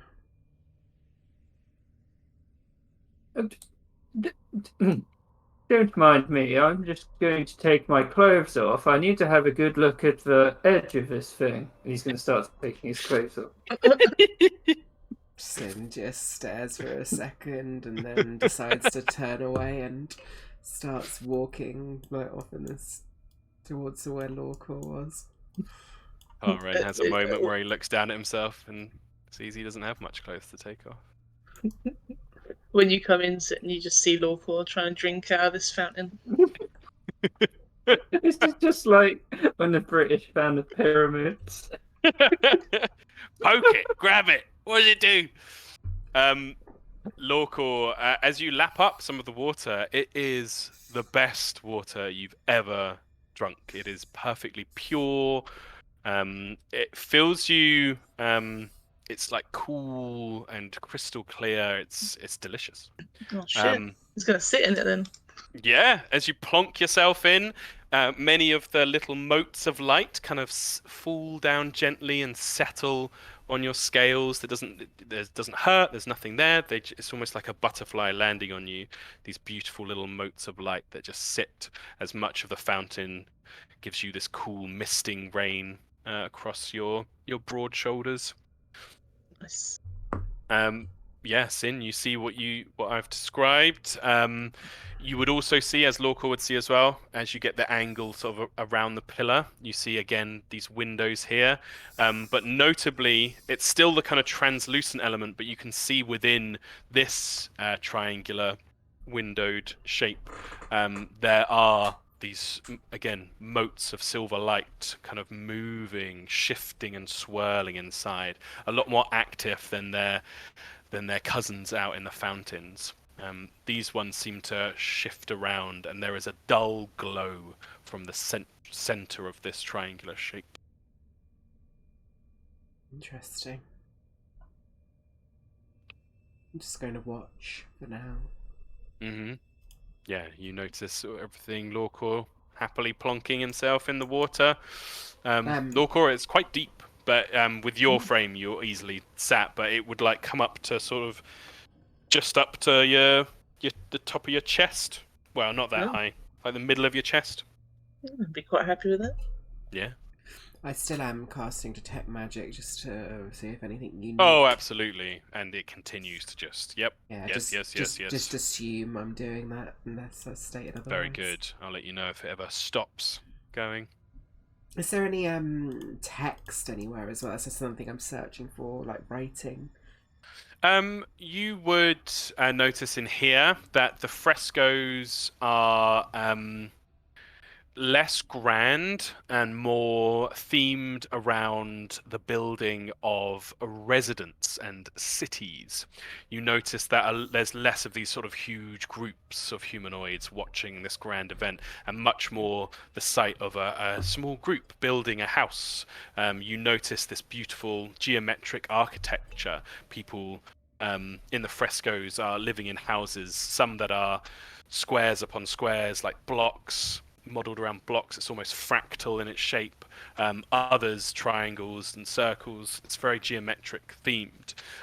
There is some text, yes. There would be scrolling along, not on the frescoed walls, but I think around the edge of the arches that these statues stand inside, there would be text, yeah. Can I try and decipher it using the decipher writing action? Yeah. Let's have a little look. I'm assuming it's a language and I don't know. Mm-hmm. But it says I can use society. To give it a go. Yeah, to give it a go. Excellent. Apparently. Oh, another secret one.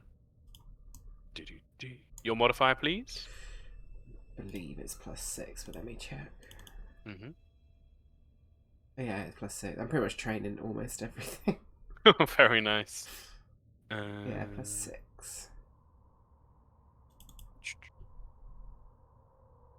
Okay, this is interesting because the language is complex, but the this bit of writing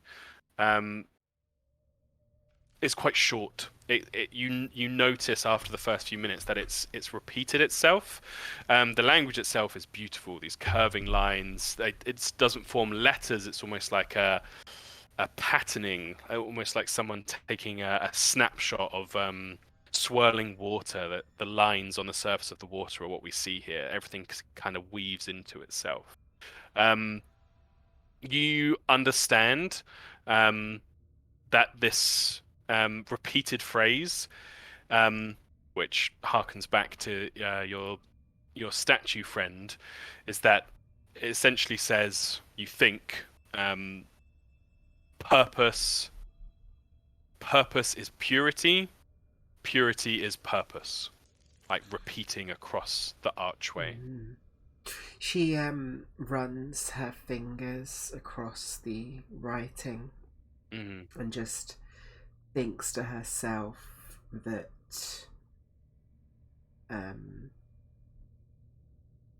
what a noble pursuit of that this civilization to choose to live beyond the trappings of this world and the forces that wrongly rule it. She's quite enamored, but I mean, you wouldn't know by looking at her, but within herself. No, I love that. please take a hero point. That was excellent roleplay.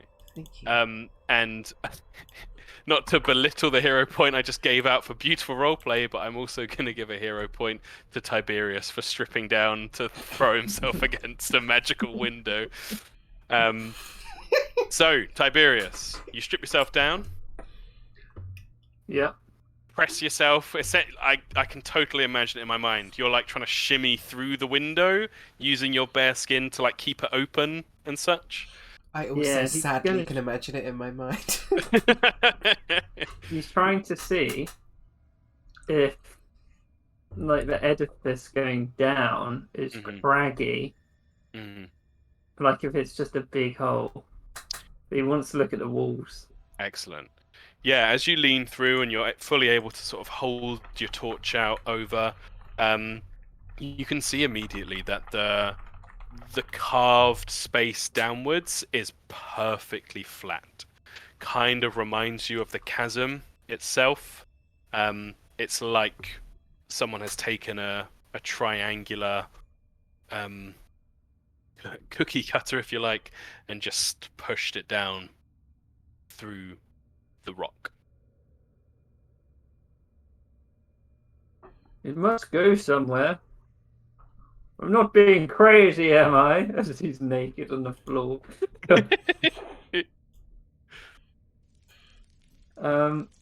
Sort of gonna look at Karen. Hmm. Be like, gonna point at it. Like point at this thing. Yeah. And he's like, doing, um,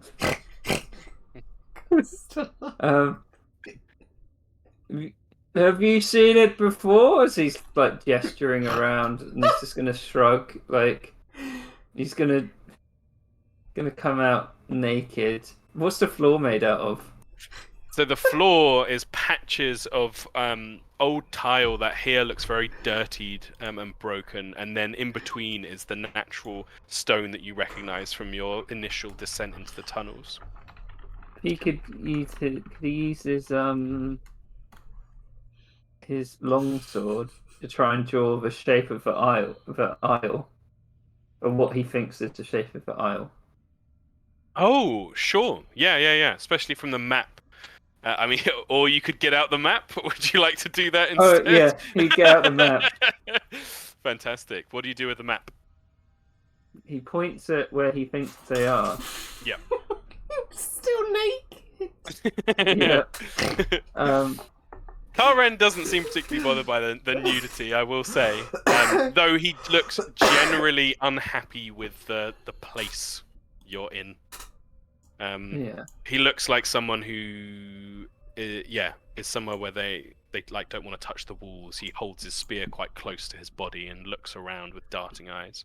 But he's following you. You point to where you think you are, somewhere between the marking of the tunnels and the ruined tower. Yeah, he's going to sort of gesture to the rest of the map, look Mhm. curious, see. But he's trying to work out if he knows if anywhere else is like this. Ah, I see. I can see with the map this could be conveyed across. Karen gives you, and it's probably the most, apart from when he was in the cage, the most serious you've seen him. He gives you a very dour, slow shake of the head and frown. And he scrapes his spear across the ground in quite a deliberate, aggressive motion. Scrapes it across the glass and makes quite a horrible glass scraping sound. And just continues shaking his head. And says something in Sari that you don't understand, but he seems disturbed. He doesn't like it here at all. He's just going to give him a sad look. He's like, I'm sorry I brought you here, but we had to. He holds up the 3 glowing seeds, which he still has in his hand, and gives you a nod, clenches his fist around it like a little fist pump. He's going to start putting his clothes back on. He's like, look away, Willie. I'm sure it's nothing you haven't seen before. Your name is Willie. Fantastic. Sin's gonna move over to the store. Yes. and open it. No, it's locked.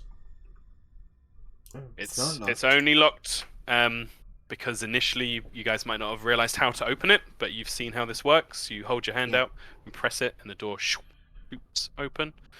You have no light source of your own, Sin, so She does nothing's not, no. illuminating right now. Can I, if I cast produce flame, am I able to hold it in my hand without throwing it out, or does it? Let's have a little look. See. Because in the spell description it says a small ball of flame appears in the palm of your hand and you lash out with it.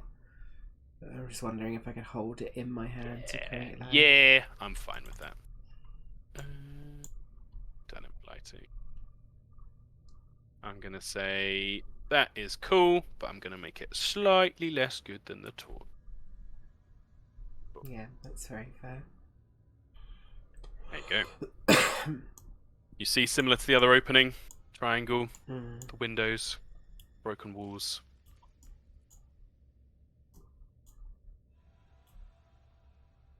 Yeah. Nothing unique from a cursory glance. No, in fact, quite the opposite. It looks almost identical. Again, that triangular, repeating geometry. She's gonna move around the entire room now. She's got a light source, and then Yeah, you would notice things. I don't think it's clear from the images, but in each corner of this triangle, there is what looks to be like a large cabinet doors on it. Oh yeah, I do see them now actually. Mhm. Yeah, I'll certainly. Is my detect magic setting off anything? Your detect magic, you know how your cantrip works. If there's anything within 30 feet of you, that's magic. Though, oh yes, of course you can do the dismissing thing. As you dismiss known quantities, the cabinet itself doesn't seem to be magical. Nothing within it. Nothing within it, no. I mean, should I open it? Yeah, and as you open it, slightly disappointing, the cupboards are bare, but it is beautiful. The material of the cabinet itself is like this strange lattice work of this rose gold metal with pieces of stone that obscure what's inside, but it's very thin, almost like a slice of granite. As you open it up, there are many shelves and what looks like a number of different compartments that would have held many different things, but it is completely, cleanly bare. Can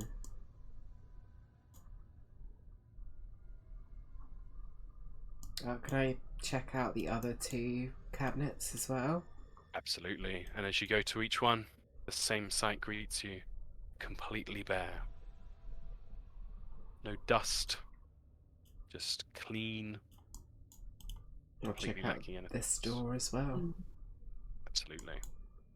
Again, a similar sight. Yeah. Can I investigate the Oh, it heads off behind this one. It does. There seems to be a path Was heading there off from the corner of the triangle. a path on the other one? I didn't see. There was, yeah. Seems each corner of this larger triangle shape leads off with a path. Interesting. As Sin is like wandering around, Yeah. Lorco's thoroughly contaminated this waterfall now with his Well, actually, blood. Lorco, you would notice that as all the filth washes off your body, it definitely pollutes the water around you. But as it is drawn up into the fountain, the water that comes out the top of the fountain is once again completely pure, crystal clear, and falls. And after a few minutes, the fountain seems to have completely filtered any dirt, caked blood, and you emerge incredibly clean. Many of the little specks of light as you step out of the fountain, like a butterfly once more, they kind of alight and lift off from your shoulders and just drift lazily back to hover around the top of the fountain once more. Yeah. Just gets out and Not naked, but soaking wet. Yeah. Puts his chain back on around his shoulders. And just stares at Sin walking around. As she's walking around, can she make the search action Yeah, absolutely. and seek meticulously for hidden doors, concealed hazards? See. Secret perception, I think. Very cool. And modifier, please. I believe might even be +7. Hold on, let me check. No, 6 +6.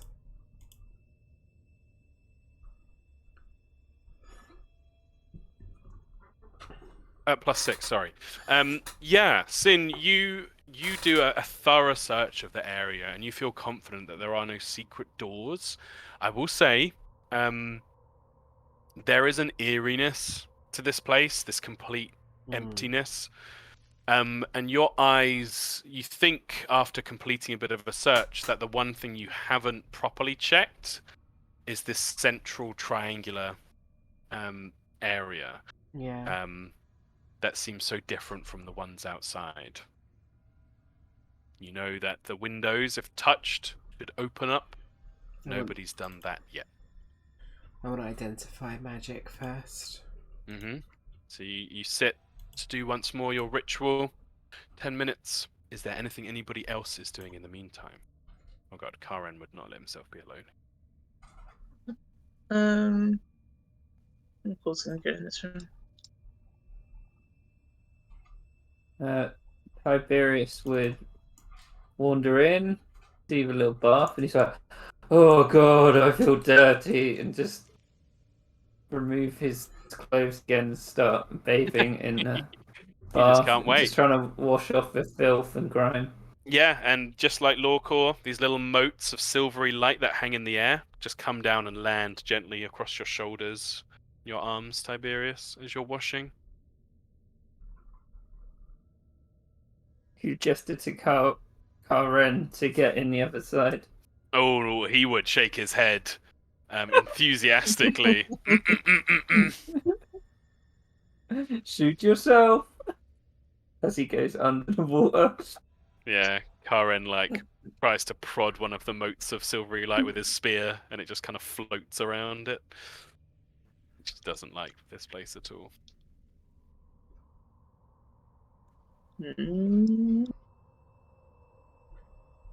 Okay. Tiberius is bathing. People are exploring and moving around.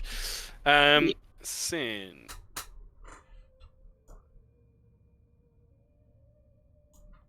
Okay. Check. Action.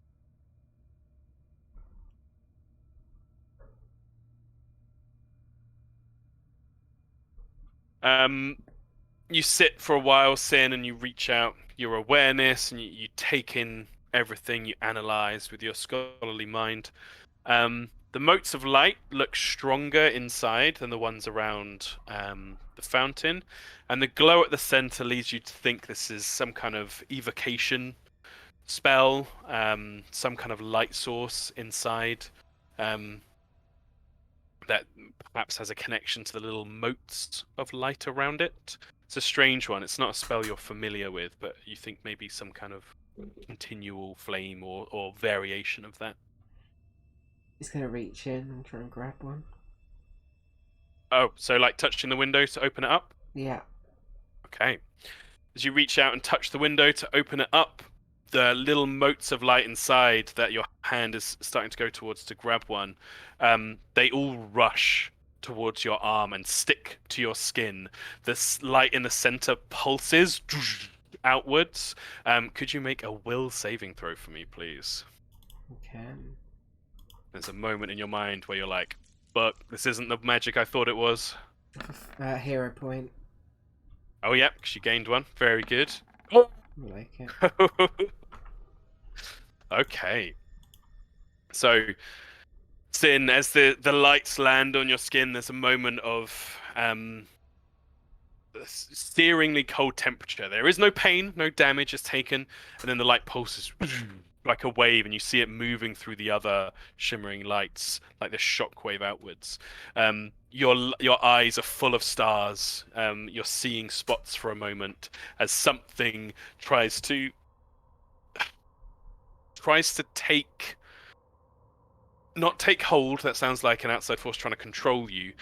It's like something wanted to switch you down, switch your mind down, make you think if you hadn't been so resolute and quick to react in your mind, you think you would have just been staring dumbly at this light, completely enthralled, as you stumble backwards and the window closes. All the lights that were on your skin just seem to disappear.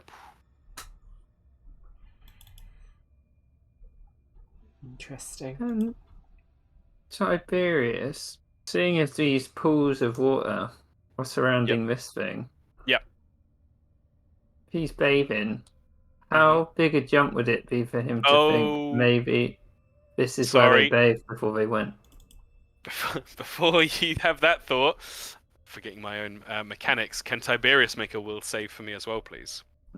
As this shockwave came out from the middle, the two empty pools, the lights don't do anything, but the pool that you're in, Tiberius, happily like la la la, scrubbing your arms, all the lights just go and completely affix themselves to your skin. 12. Tiberius, you've never felt so relaxed in all your days. Your tensions, much like the filth on your skin, just wash away, and you can. It's almost like your own consciousness is swirling up the fountains like the two beams of water. You can just see yourself twirling up between them, and then you're sprayed out and slowly fall down like summer rain. Your nostrils are full of the smell of fresh rain after a summer storm. Your eyes glimmer with past memories of beautiful sights. Your mind flickers from thoughts of sleeping warm in your bed to the Lord Quivershank placing a comforting arm around your shoulder and saying, "Good job, Tiberius." You're just blissful. To the rest of you, you notice Tiberius sink in the water, not beneath it. He's not drowning or anything, but he's floating on the surface like someone in a spa pool and just lying there completely like a starfish. Sorry, Tiberius, I interrupted you. I'm never getting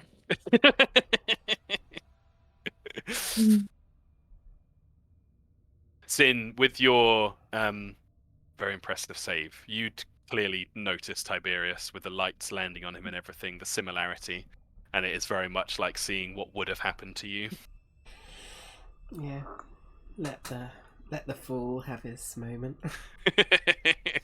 Yeah, there is a gentle current in the water, so Tiberius, like a lazy river, is just slowly rotating around the fountain at the moment in his star shape.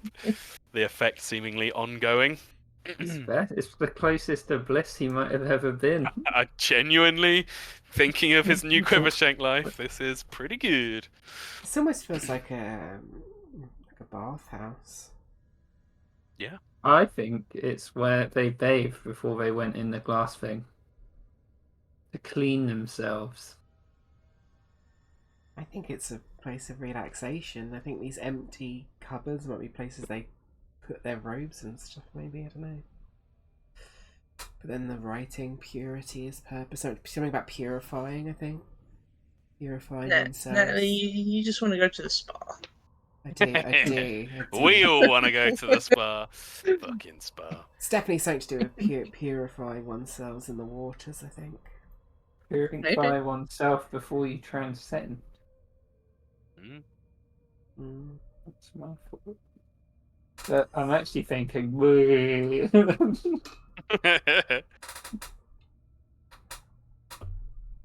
Yeah. If no one is intervening, Karen looks a little concerned, but he doesn't do anything. After maybe 2-3 minutes, Tiberius, your senses slowly, gently come back to you, and you realise that you're floating, and you're not actually part of the fountain.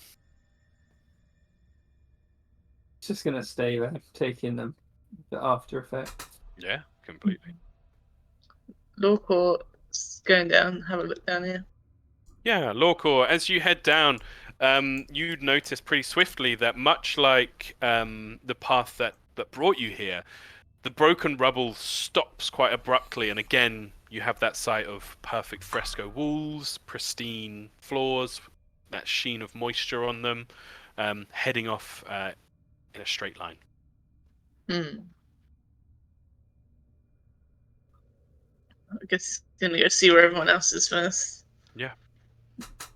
Yeah, you come back in, you see Sin thoughtfully looking around, Karen looking like a concerned parent as Tiberius floats naked, slowly rotating around the pool, and Slug looking on with his enigmatic expression. So literally everyone is standing around staring at stuff.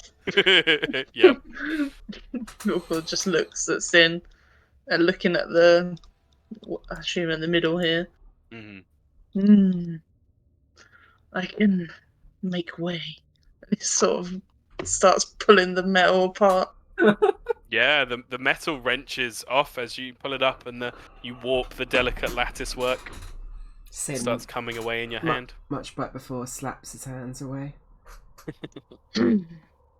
Do not touch, beast. Why not? Because this was crafted by hands far more capable than yours. Hmm. You should We'll show see it about more. that. He breaks down some more. She just Yeah. sighs. I think he just makes like a bit of a gap into this bit here from here. Oh, I will say, if that changes your mind, the Yeah. lattice work doesn't block the windows. It's like above it. I know that you can't Okay. see that with the map, but yeah, it's like above, Yeah. like an overhang. Still breaks it. Yeah, I thought as much. But yeah, you can completely access the windows. Can he try and make scratch marks in the glass?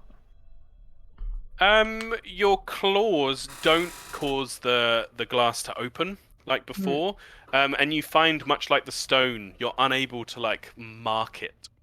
Okay. Yeah, Hmm. unlike the metal, the stone and the glass both seem very resilient. Hmm. Well, this place is boring.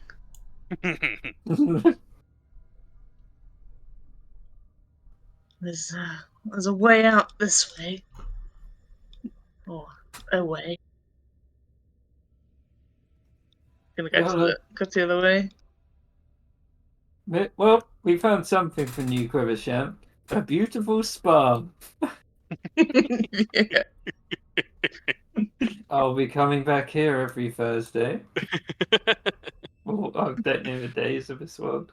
They do exist. It's a 5-day week, and they have a theme of plants growing. Seeds Day. I can't remember, but yeah, every Seeds Day perhaps. Whenever he has to feel freshest. Fantastic. Lorco, you're heading down that path. Uh-huh. Is everyone following? Yeah. Yeah. Yeah, it's Lorco forges ahead. Yeah, this time you don't come across any junctions or turns. This path is straight, and after about a little bit longer, this one, maybe 10-15 minutes, you come across a chamber that is immediately noticeably different to the one you come from. This chamber doesn't open like the point of a triangle. Instead, it opens much wider, and you quickly discern this is a large curved chamber, like a circle. This chamber is mostly bare, but as you step in, well, with your torch, yeah, it looks mostly bare, really.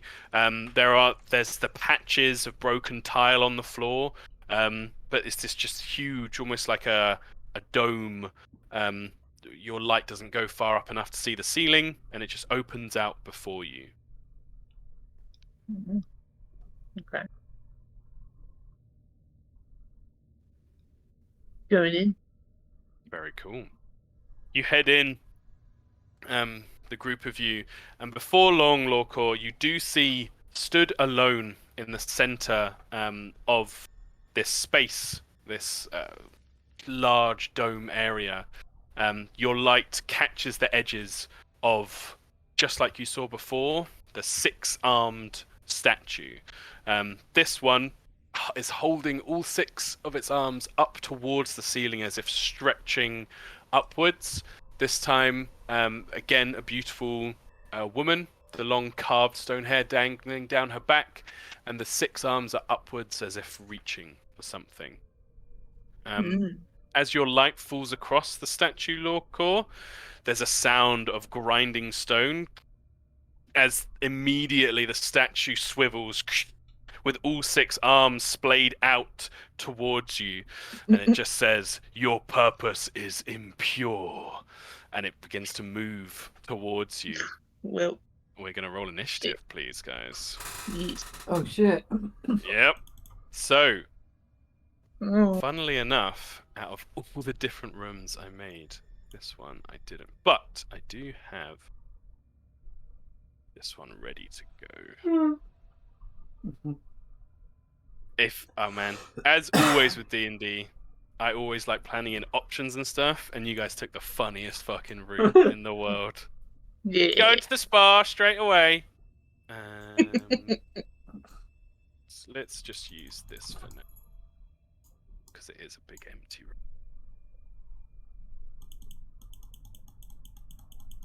What did you do in D&D today? I heard about it. You're goddamn right. Crossed a bridge and had a bath in 3 fucking hours. Yep. Yo. I'm played with a weird Yeah, glass thing. you got naked, I suppose. Twice.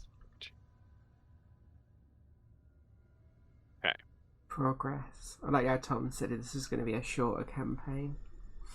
Yeah. Well, you'd be surprised, but yeah, definitely see your. See. Statue. That's why when you tell people about D&D, when you play it, or role-playing games, you're like, I had a van? Like, really? Couldn't you have done that in real life? Yeah, but not in a weird tent. It was a magical bath. Statue. Right, let me quickly do this. So. Yes. Dynamic lighting on. So.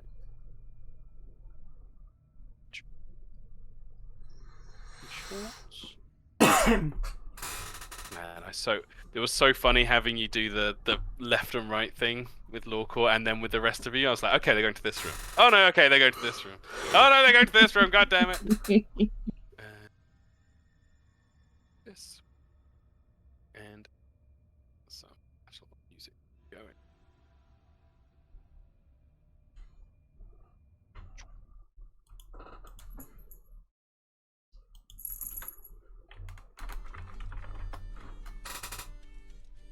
Right. That's the sort of thing that would be. You could just do monthly and go to the weird spa temple. I fucking love. I'm so glad, Natalie, that you made the character that you've made. Because, yeah, everyone else is just like, what is it? This is weird. What's happening? It's just they're like, oh man. I'm standing in, like, one of the most impressive discoveries of the modern world. And everyone, Tiberius is like, what if I get naked? And He did it for a move reason. through. He did. There was a logic to it. I liked the experimenting there. Right. I'm glad I changed off Henry fucking Mish. Sing. What would Henry have thought about people cleaning? Ooh. Mm. Don't mind people cleaning, from all being clean. Tiberius. and Slug, and of course, your friendly neighborhood, Karen. Cool. And then my statue be in the middle. Oh, You guys walk up to face is so sore. getting pew-pewed by stormtroopers. Yeah. You guys up close enough. Quickly put your lights on.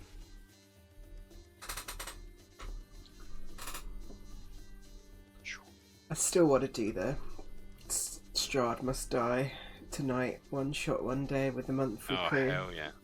That would be- It'd be really funny getting to explore Ravenloft again with fucking Mumphrey.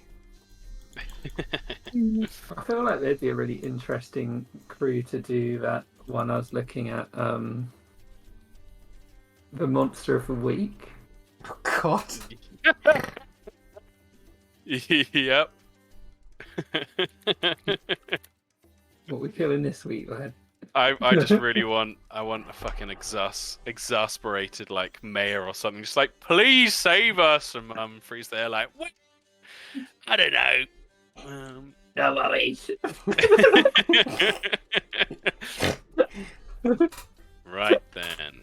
If I'd done So- that Forgotten Realms campaign, the start of it would have you been going to Mumphrey and then him ruling over a fucking whole society of Kuatoa. Oh, Be telling you about that. Sounded great. natural one on the statues initiative. Could I have everyone roll initiative for me, please? Oh yeah, I forgot I could do that.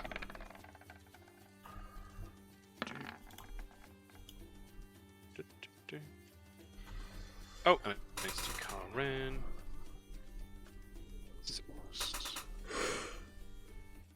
Oh my god, natural 20 for Karen. How does it Sorry. how does it work when you roll the same?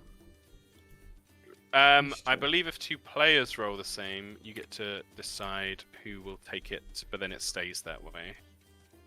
Okay. So, Lorcor or Sin?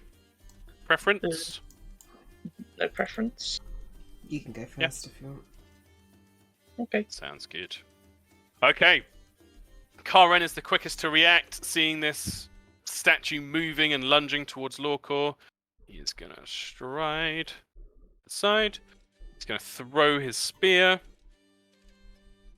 Karen. I should really make you a character sheet, Karen. Oh! I think that actually hits. Plus. Yep, that definitely does hit. 1d6 plus 2. 8. Okay. The spear flies forward and does chip some of the stone from this statue. You would notice that there are many markings across it. It looks like it's been through some battles previously. He will then stride over here, seemingly trying to circle around it. Lorcor. Well, Carvin circles around it. Lorcor runs straight at it. Yeah. Yeah. So that's a stride.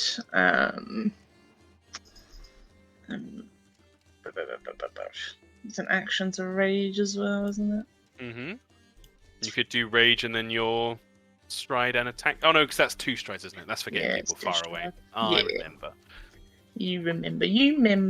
I Yeah, remember. I'm gonna rage and then do 1 attack. Very cool.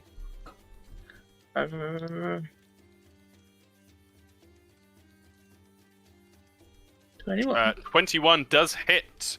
8 damage. Watch that. Cool. Sin, your turn. I am going to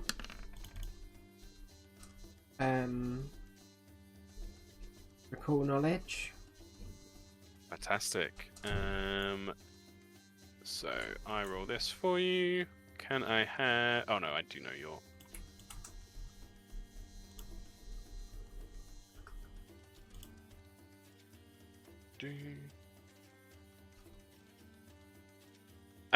You recognize this as being similar to the statue you saw before.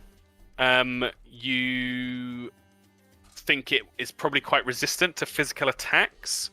Yeah, you rolled quite well. Sin, you know that as an animated statue is an object, it has mechanically a hardness, so it reduces all damage it takes by a certain amount. But this will lessen once it's taken a certain amount of damage. Essentially, as it starts to break, it'll get weaker, but it starts off very resilient. You think its abilities are just going to be a thuggish striking with its stone arms. It's the question then, if it takes more damage later on, you said. Once a certain amount of damage has been done to it, it will. So I'll explain this because this comes into Pathfinder stuff in general. Any object in Pathfinder has a hardness, which is what it reduces damage by that comes in, but it also has a broken threshold, which is typically half its HP. So once it's down to half its HP, it now counts as broken, and you think because this is an object, it will be a lot weaker once you get it down to half its HP, but it might be tough getting it there, if that makes sense. Okay. You want to get it down there really as quickly as you can then. Yeah, and because of the hardness, it's going to be much better making more damaging attacks than lots of small attacks, if that makes sense, because it reduces every attack by a flat amount. Yeah. So it's like bloodied in 4E. Yeah, essentially. I'll use acidic burst then. Very cool.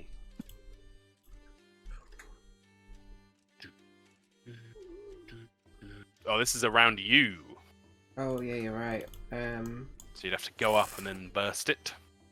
I don't know how to do that actually. Maybe I won't do that. Yeah, that's completely fair. That's a cool spell, though. What's acid splash it? Oh god, yeah, 24 definitely hits. 4, 2. Yeah, so as this acid lands on it and sizzles, it doesn't look like it's had any impact at all. It seems like the damage was too low to get through that threshold. Yeah. If you understand. Yeah. Cool knowledge is an action, isn't it? It is an action, yeah. Yeah, that's my turn then. Thank you very much. The statue. Very simple. It's gonna smack Lorcor. So... Lorcor, are you 5 feet away from it? Yeah. Oh, you clever bastard. Stride. Well, kind of, right? Forcing me to use an action to move. Well, actually, technically, technically I did go up to it, actually. About to attack it. Well, I wondered if you used your third action to, step back. No. Oh, well. Wait, what did I use my third action for? That's what I was wondering. I couldn't think of anything else. Shall we say you did that? Yeah, for ease's sake? Yeah.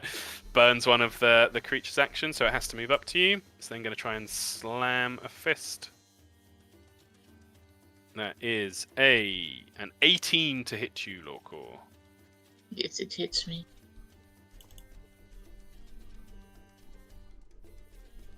That is 9 damage. Oof. Yep. Not going for any weak points or anything. It's just pure brute strength. Slams into you. And as it strikes you, the mechanical-looking stone, or carved mechanical-looking stone arm, attempts. In fact, I think, in the way this works, yeah, it grabs you. You are grabbed. Oh, okay. I don't know why, but my health is not changing on my screen. But Oh shit! It has changed on my screen. okay, Yeah, that was mine a too. good one. So. So you are grabbed, but it is all its actions. Tiberius, your turn. Gonna move over here. Very nice. Gonna drop his torch. Very cool. I'll put a little torch on the ground. He's gonna take a shot with his dagger. No, with his short bow. Mm-hmm.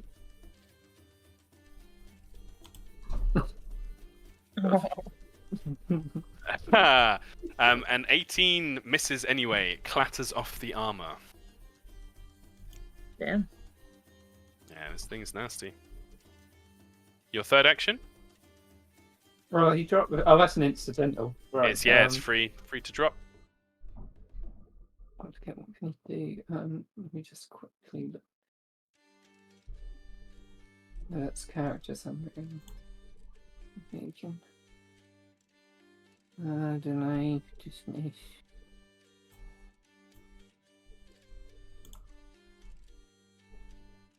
Oh no.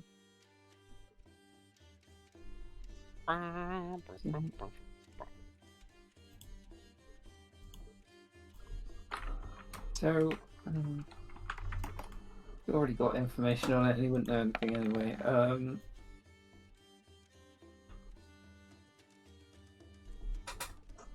What is delay one action? Delaying skip the whole happens. Yeah, happens at the start of your turn. You just wait until it goes on. Didn't know what you could do. Yeah, it's completely fair. Yeah, you think probably trying to intimidate it might not work. Yeah. You've got your Inspire Courage. No, I don't, because I used it. No, wait, does it I come think back? Inspire Courage is a cantrip. Even if something is a focus cantrip, it doesn't use up your It's a... Oh, would his focus point have come back then? I don't think it uses your focus point. Oh, it's just in this section. Okay. No, yeah. I was confused by this, but I think a focus cantrip doesn't use up your focus point. Okay. Does a focus cantrip use Oh, I see what you mean.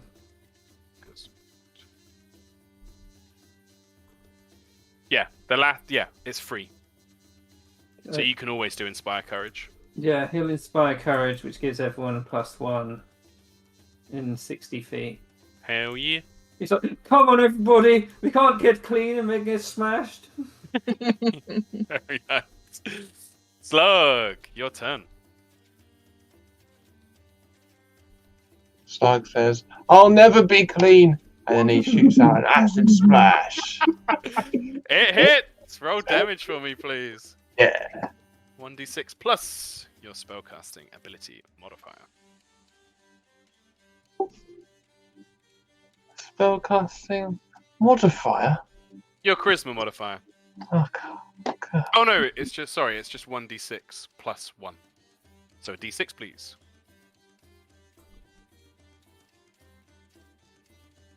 Oh! Nice. This time the acid sizzles into some crevices and does do some damage. Very nice. Anything else from you, Slug? Are you moving? No, stay right here. Stay right there. Karen. It's going to move forward. Stride. Pick It up a is- spear as one action. It is 10, Tom, if you haven't noticed. Oh god, you're right. Well, Anya hasn't returned yet. Oh, So- okay. If everyone's fine, we'll keep going till the half past. Yeah. But thank you, Kieran. So action stride, action pickup, and action attack. +6 to this. 14 is not enough. Scrapes off the statue, and he swears in sorry. Lorcor, your turn. Local. Is it an action to try and escape it? It is. I think it's quite literally called escape.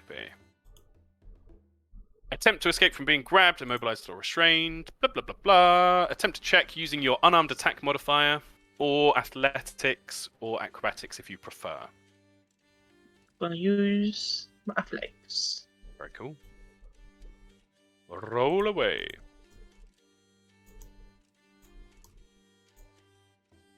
$17. Closing the page, I need. 17. 17 is not enough, I'm afraid. Oh, okay. It's iron grip or stone grip. Fair enough. Holds. Pretty strong. Yeah. Then he's gonna try and bite down on the arm that's grabbing. Hell yeah. Jump, jump. Oh, yeah, that hits. 7 plus 2.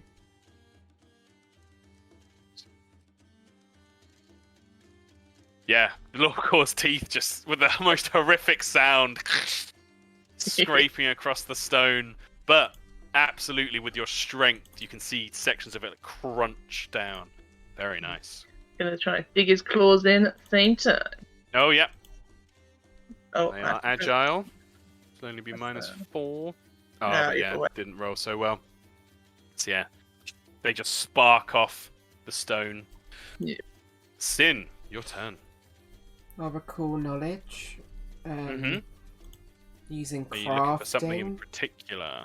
Ooh, very cool. So like this to do with constructs. In the little Absolutely. description. So, any signs of sort of weaknesses, particular weaknesses it might have? It doesn't have any weaknesses. It has a lot of immunities.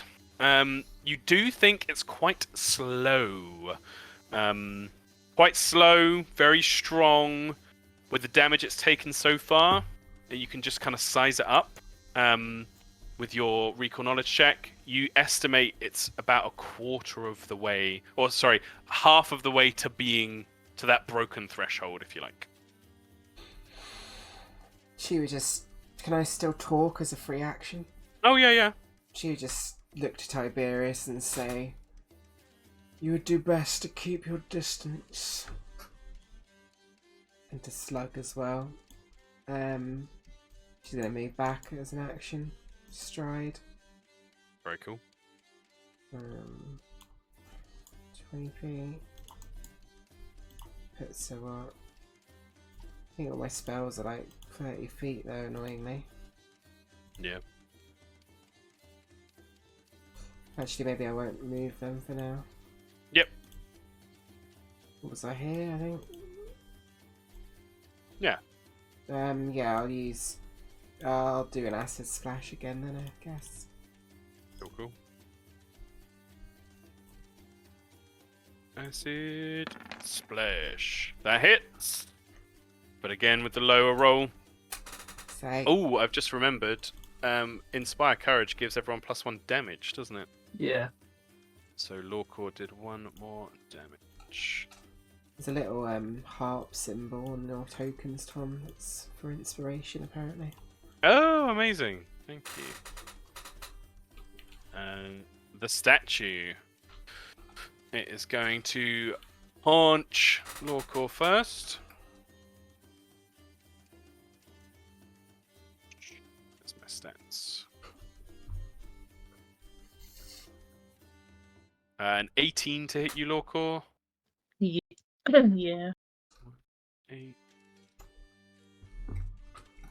6, 12 damage. Crunch. Yep. It's just smacking you. It is then going to try and hit Karin and grab him. With the second attack modifier, that does miss. Its third action. What does hazardous terrain do, Tom? Is it like difficult terrain? Hazardous terrain. Damages you whenever you move through it. Okay. It's just going to go completely swing for the fences. -10 to this attack. That completely fails. Tiberius. He's going to inspire courage again. Hell Like- yeah. Just because you can't eat it, local, doesn't mean that you can't, eat stone. I'm sure you can. He's just gonna fire it again with his short bow. Very cool. That will not hit, I'm afraid. Gonna back up a bit as well. Cool.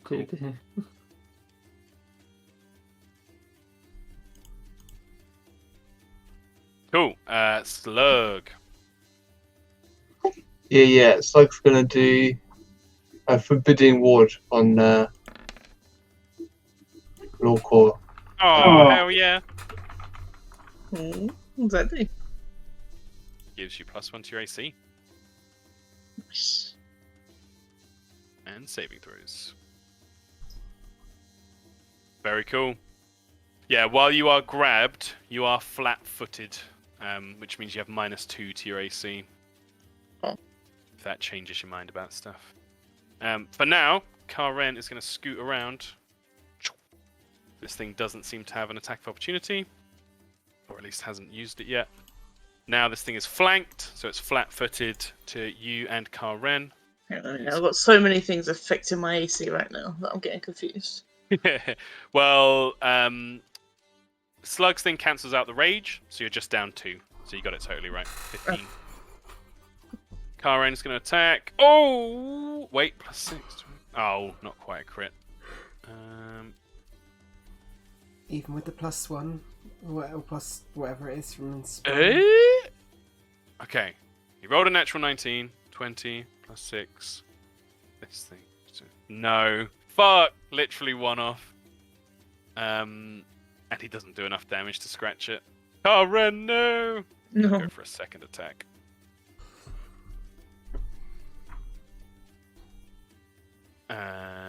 With the +1. -5. Oh, that's one off as well. Frustrating. Lawcore. Local. Gonna try and escape again. Mm-hmm. Yep. Unarmed attack roll, or athletics, or acrobatics, whatever you prefer. What do I have in mind? Attack. That's attack. That's 8. Attack roll, is that I can do? Mm-hmm. Let's do that then. What's the buff? Oh my days! 27. Yeah, that does it. With a roar, you break free of the arm. No longer grappled, no longer flat-footed. Back up to 17. And with his breaking out, he's gonna try and take an arm with him. Hell yeah. Damn. Oh no! No! That does miss. Let's try. That'd be a critical fail with the -5, whatever it is. It is, Oh, but a that's critical. fine. There is no critical fail for normal attacks. Ah, okay. Yeah. Wasn't sure. Let's just try and bite it again. Bite! Oh, it's good damage as Oh, well. that damage roll would have been fucking sweet. Yeah. But yes, unfortunately, even with the flanked, not a success. Sin. She just turned to Tiberius and say, "You should recall your beasts swiftly." And she's gonna cast her focus spell. And she's gonna cast wildfire. Oh shit. Mhm. Don't know why it's- 17 does hit. 18, remember? 18. Yep. Don't know if it's actually an attack roll. I might have inputted it wrong on the thingy. So I don't know if you know. Thin layer of ash flame covers the ground and the items head is trying to use them. Assistant fire damage. Use time to sustain the spell.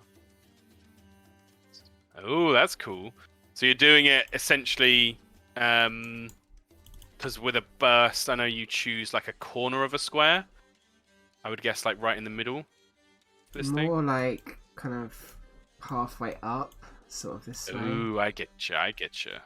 And she'll move this way. That cover.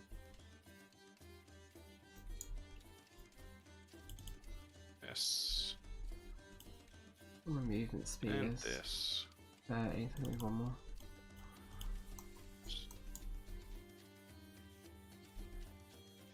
Like that. Because bursts obey the diagonal rule as well.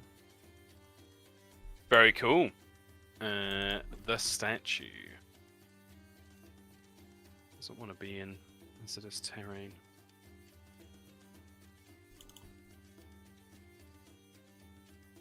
It is going to move. Ouch. Ends its turn in the area, must succeed.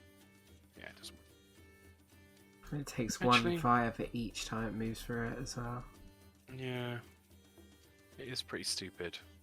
Might just stay there, do its reflex save. Yeah, it's gonna try and smack Karen. Yeah, so it does hit.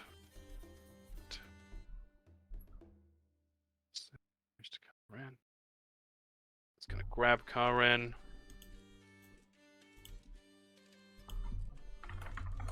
It's gonna try and attack you, Local. Yeah. But it misses. Yeah. Natural Shit. 2.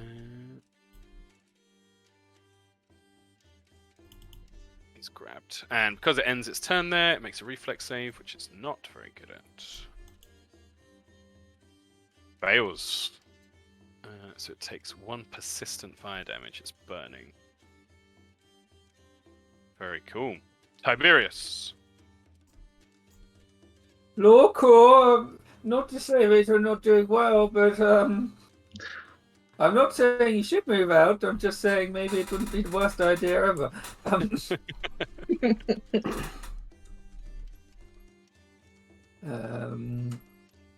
Yeah, he's going to inspire courage with saying that again.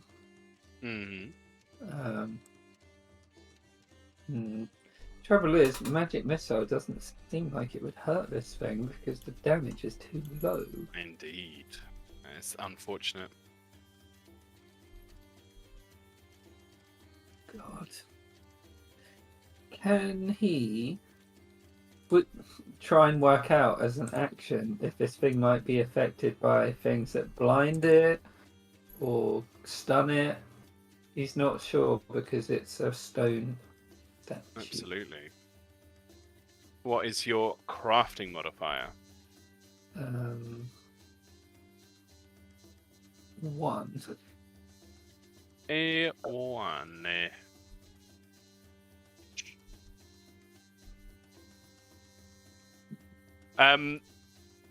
Yeah, you think that from the makeup of it, it's humanoid nature, it has ears, it has eyes. You think you could blind it. Okay.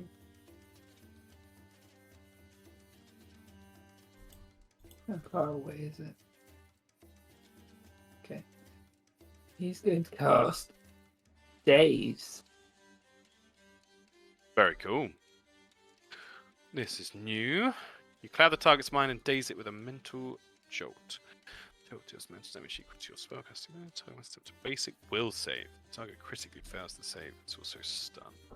1. Okay. Will save.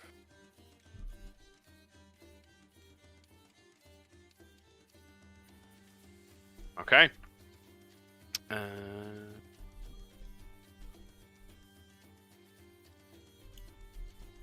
Oh, basic will save for the damage. What's your spellcasting ability modifier? 3, 4? Spell attack roll 3. 3, I guess. 3. Your charisma. Yeah, Yeah. 3. Okay, cool. You send out your magic, trying to reach into the creature's mind. You're sure this should work, and then the spell has no effect. Shit. Yeah, I think you may have misremembered some key knowledge there. Let's see. that was 2 actions as well. Oh, very good. Slug. So no more inspire courage. No, he did that. Oh, sorry. He did inspire courage And then the spell. Cool. and a spell. Thank you. Slug. Yeah, let's do an acid splash again. That was pretty good. No, let's do that. Splash, motherfucker. No. It's rubbish. It's rubbish. Just splashes off to the side. Well, Anything else? so be it. Oh, be it. Karen. Karen got punched pretty nastily. He is going to.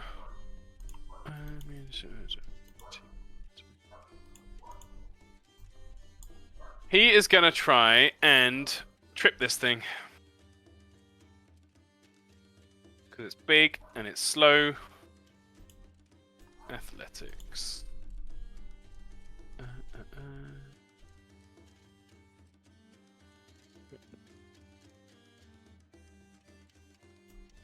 So he's going to let go of his spear with one hand, still hold it with the other, and with that free hand, he's going to try and grip. Athletics. Hup. His athletics is a +4. Come on! What the fuck? He completely fails, and when you critically fail on a trip action, you actually land prone yourself. Wow. Karen, no! That's not the right symbol, but it's appropriate. He will use his next action to stand up in shame. And for his final action, he will make an attack with the multiple attack penalty. No. Oh my god. Fucking useless. Lorcor, save us! He takes fire damage, I think. Lorcor does. No. Oh, because Karen ended his turn there. Yeah. Oh, right. He makes a Oh, no. reflex save. His reflex save is reflex +7. He's pretty nifty. 19. Yeah, he pass. Nice. So he doesn't get the persistent damage, I assume. Don't think Cool. so. Succeed. Yeah, he just has to succeed at a reflex save. Yeah. Cool. He's okay. Lorcor. Local. It's gonna bite it again. Branch. Yeah. It's low because it's flanked. That's shit damage anyway. I'm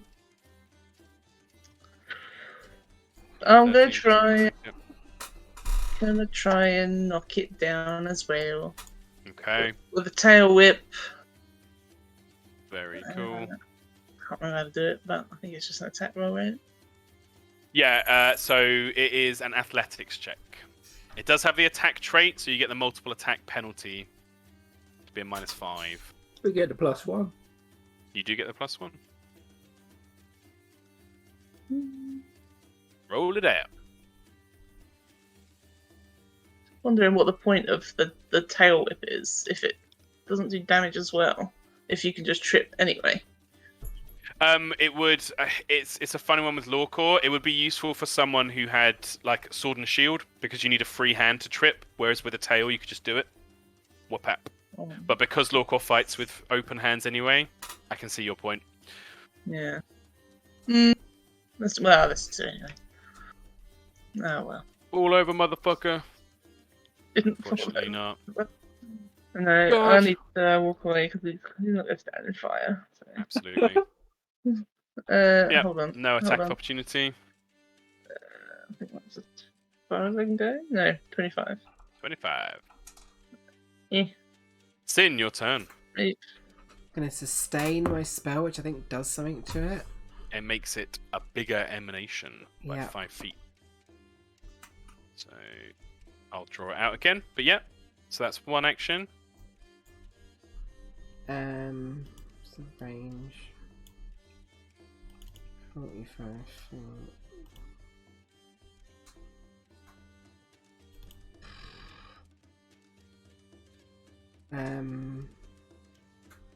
That's one action.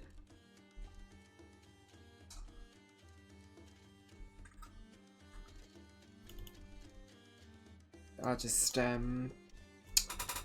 recall knowledge again, I guess. I don't think there's anything else I can really do. Yeah. Just look for any other Hup. more specific information or something. I don't know. Yeah, you're racking your brain, but you're not sure. Didn't roll very well that time. And The We- statue. wait, no, there's one more thing. Oh, I can sorry. do. Where is it? fuck's sake. I'm trying to find it in the actions, but it's so hard to find actions because there's so many. What are you thinking of? I'm trying to like distract it to call it over here, but I can't remember what it's called. Oh, I saw that earlier. Yeah, me too, and I can't fucking find it. It's create diversion, deception. Yeah, there we go. That's one action as well. One action. Yep. So that's my last action. The gesture trick or distracting words, you create a diversion that draws a creature's attention elsewhere. Can we not, like, mechanically, but flavour-wise, like, can she use her, like, produce flame to, like, create similar lights that were in the thing? Like, to create kind of like a light to make it kind of follow the light, maybe, or something? Sure. Yeah. Make a deception check for me. A bit please. like Dr. Grant in Jurassic Park with the... Oh yeah. Whoosh, whoosh. Deception. Oh, fuck's sake. Oh, you guys are yeah. rolling like poop. That was my last action. Nope. Roger that. The statue. Hits Karen, does... Oh god, wait, he's got... He's grabbed, so he's flat-footed, so his AC is 13. So that does crit Guy's dead. the 8. Oh, he got fucking bopped. Yeah, he is knocked down for sure. Takes the dying 1 condition. Willie needs to get his fucking ass back here. Dying. Oh god, oh god. Oh, sorry. At the start of its turn, the statue does take the persistent damage. Hits Karen. It will then move towards Lorcor. Takes 20 one, feet. Takes 1 damage for every 5 feet it Oh, moves. yes. Very good. So, 1, 2, 3. Fucking Lorcor running the wrong way. And then it will Where move did you want me to again run? Upwards! to here. And at the end of its turn, for persistent damage things, you do a DC 15 flat check to see if it goes away. It does not. It's still burning. Tiberius. How many actions is it to use a potion? It would be 1 to get it out, 1 to drink it. Okay. He's gonna run down there so he's not in the fire. Yep. He's like, Cora, no! And he's gonna, before he gets the potion out and stuff, he's gonna take a shot at the thing. Very cool.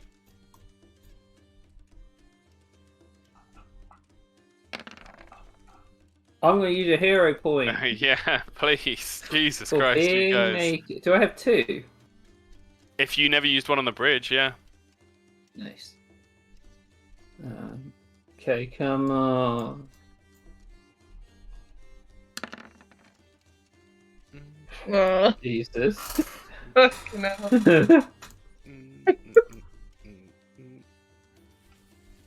This ain't 5e, guys. We can't just beat on a fucking thing until it's dead. Well, you can't when you roll like this, but that wouldn't work in 5e either. It's true. Jeebus Christ. Try some stuff. Yeah, no, Yeah, for you're sure. doing good, yeah. I think you guys are starting to get the runaway thing. Slug.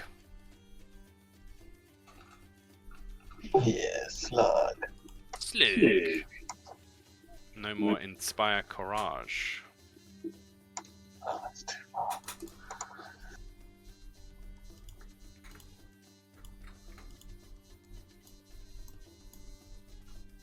Yes, I'll go over here and then splash it again.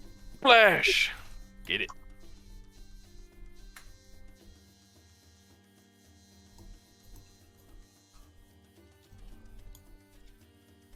Oh. Well, it's not enough, I'm afraid. You guys haven't rolled higher than a 10 for like a whole fucking round.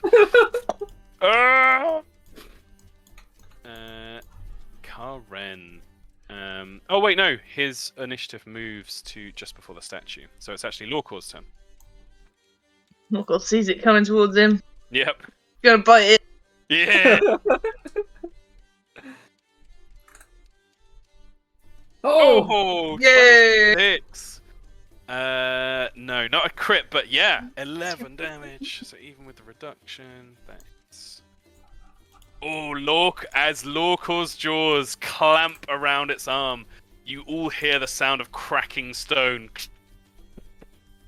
as layers of the statue begin to break off and fall to the floor around it. You do now think it has reached its broken threshold. Its AC is significantly lower than before. Just hear Lorcor like grumble between his teeth. He just says, "Rich our god." And you're biting in deep. Oh, let's go for that lower AC. Just hit. It does hit with a lower AC. Oh, good. Although, does it hit? Because I didn't press the 2-second attack thing. Shit. Oh, 11. then an 11 will not hit, I'm afraid. Damn it. He's gonna have to move away. Down. This way. Very cool. Like a little Sin. chihuahua. I'm sustaining the spell. Gets bigger. Roger that. Again. 35. Go.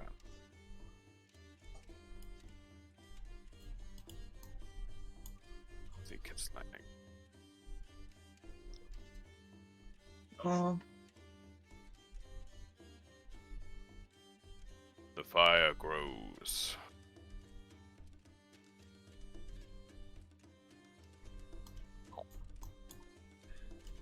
Yep, 2 actions left.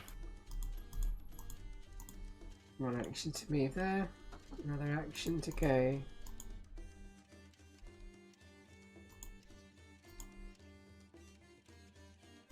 There.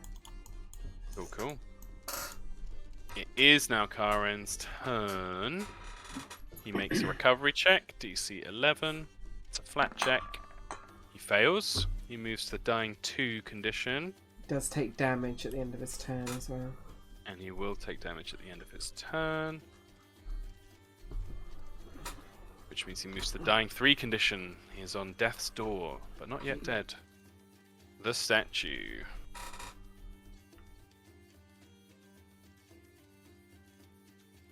Is it equidistant from fucking Slug and... Yeah, it is. I'm gonna roll a dice. Evens Lawcore, odd Slug. Evens. come get. 20 feet, 1 stride. Has to stride again to get within range of you, Lawcore. It only has 1 attack. Plus 11 to this. 21. Yeah. Bye, loco. Yeah. Bonk. Plus 6 to that, so 12 damage. Nice. Bonks you down. That's its whole turn. Tiberius. Yeah. Yeah, he's Oh, and the statue needs to take 1 persistent damage. gonna get the healing potion out. He's gonna feed it to his friend. Does stop Um. burning. Okay. Normal healing potion is just 1d8. What? If you'd like to roll it for me, please. Oh, what the fuck! One damage. That's really funny because he can't get out of the fire. It does remove his dying 3 condition, and he only goes to wounded 1. So that's something. But yeah, it's not ideal. Fucking hell. Bosh. Oh, he's no longer grappled or anything either. Let's get rid of that. Anything else, Tiberius? I think you've got 2 actions. Well, that was 2 actions, wasn't it? Oh, sorry, you moved and moved, yeah. And then this He's was gonna shit right step now. out of the fire. Oh my Cool. god, he feels bad because he wants to drag him out, but Yeah, you don't want to end your turn in there. that won't spread to him, will it, if it goes? No. You want to move diagonally if possible. is how it spreads. God, I can't find it. Slug, your turn. This thing has just gone and bopped Lorcor on the head. Yeah, that's not very good. It's local gone down. He's gone down. Shit. Give him the dying. This isn't very good, is it? Pretty nasty. This thing has had its armor broken though, so it's a lot easier to hit now. If I go along there, I'll get burned, won't I? If you go through it, yeah. You have to go around it. That's such a faff. Wow. Maybe you can delay your turn. That's also true. Oh. Oh, there's grabbed. Oh, the grabbed icon is so good.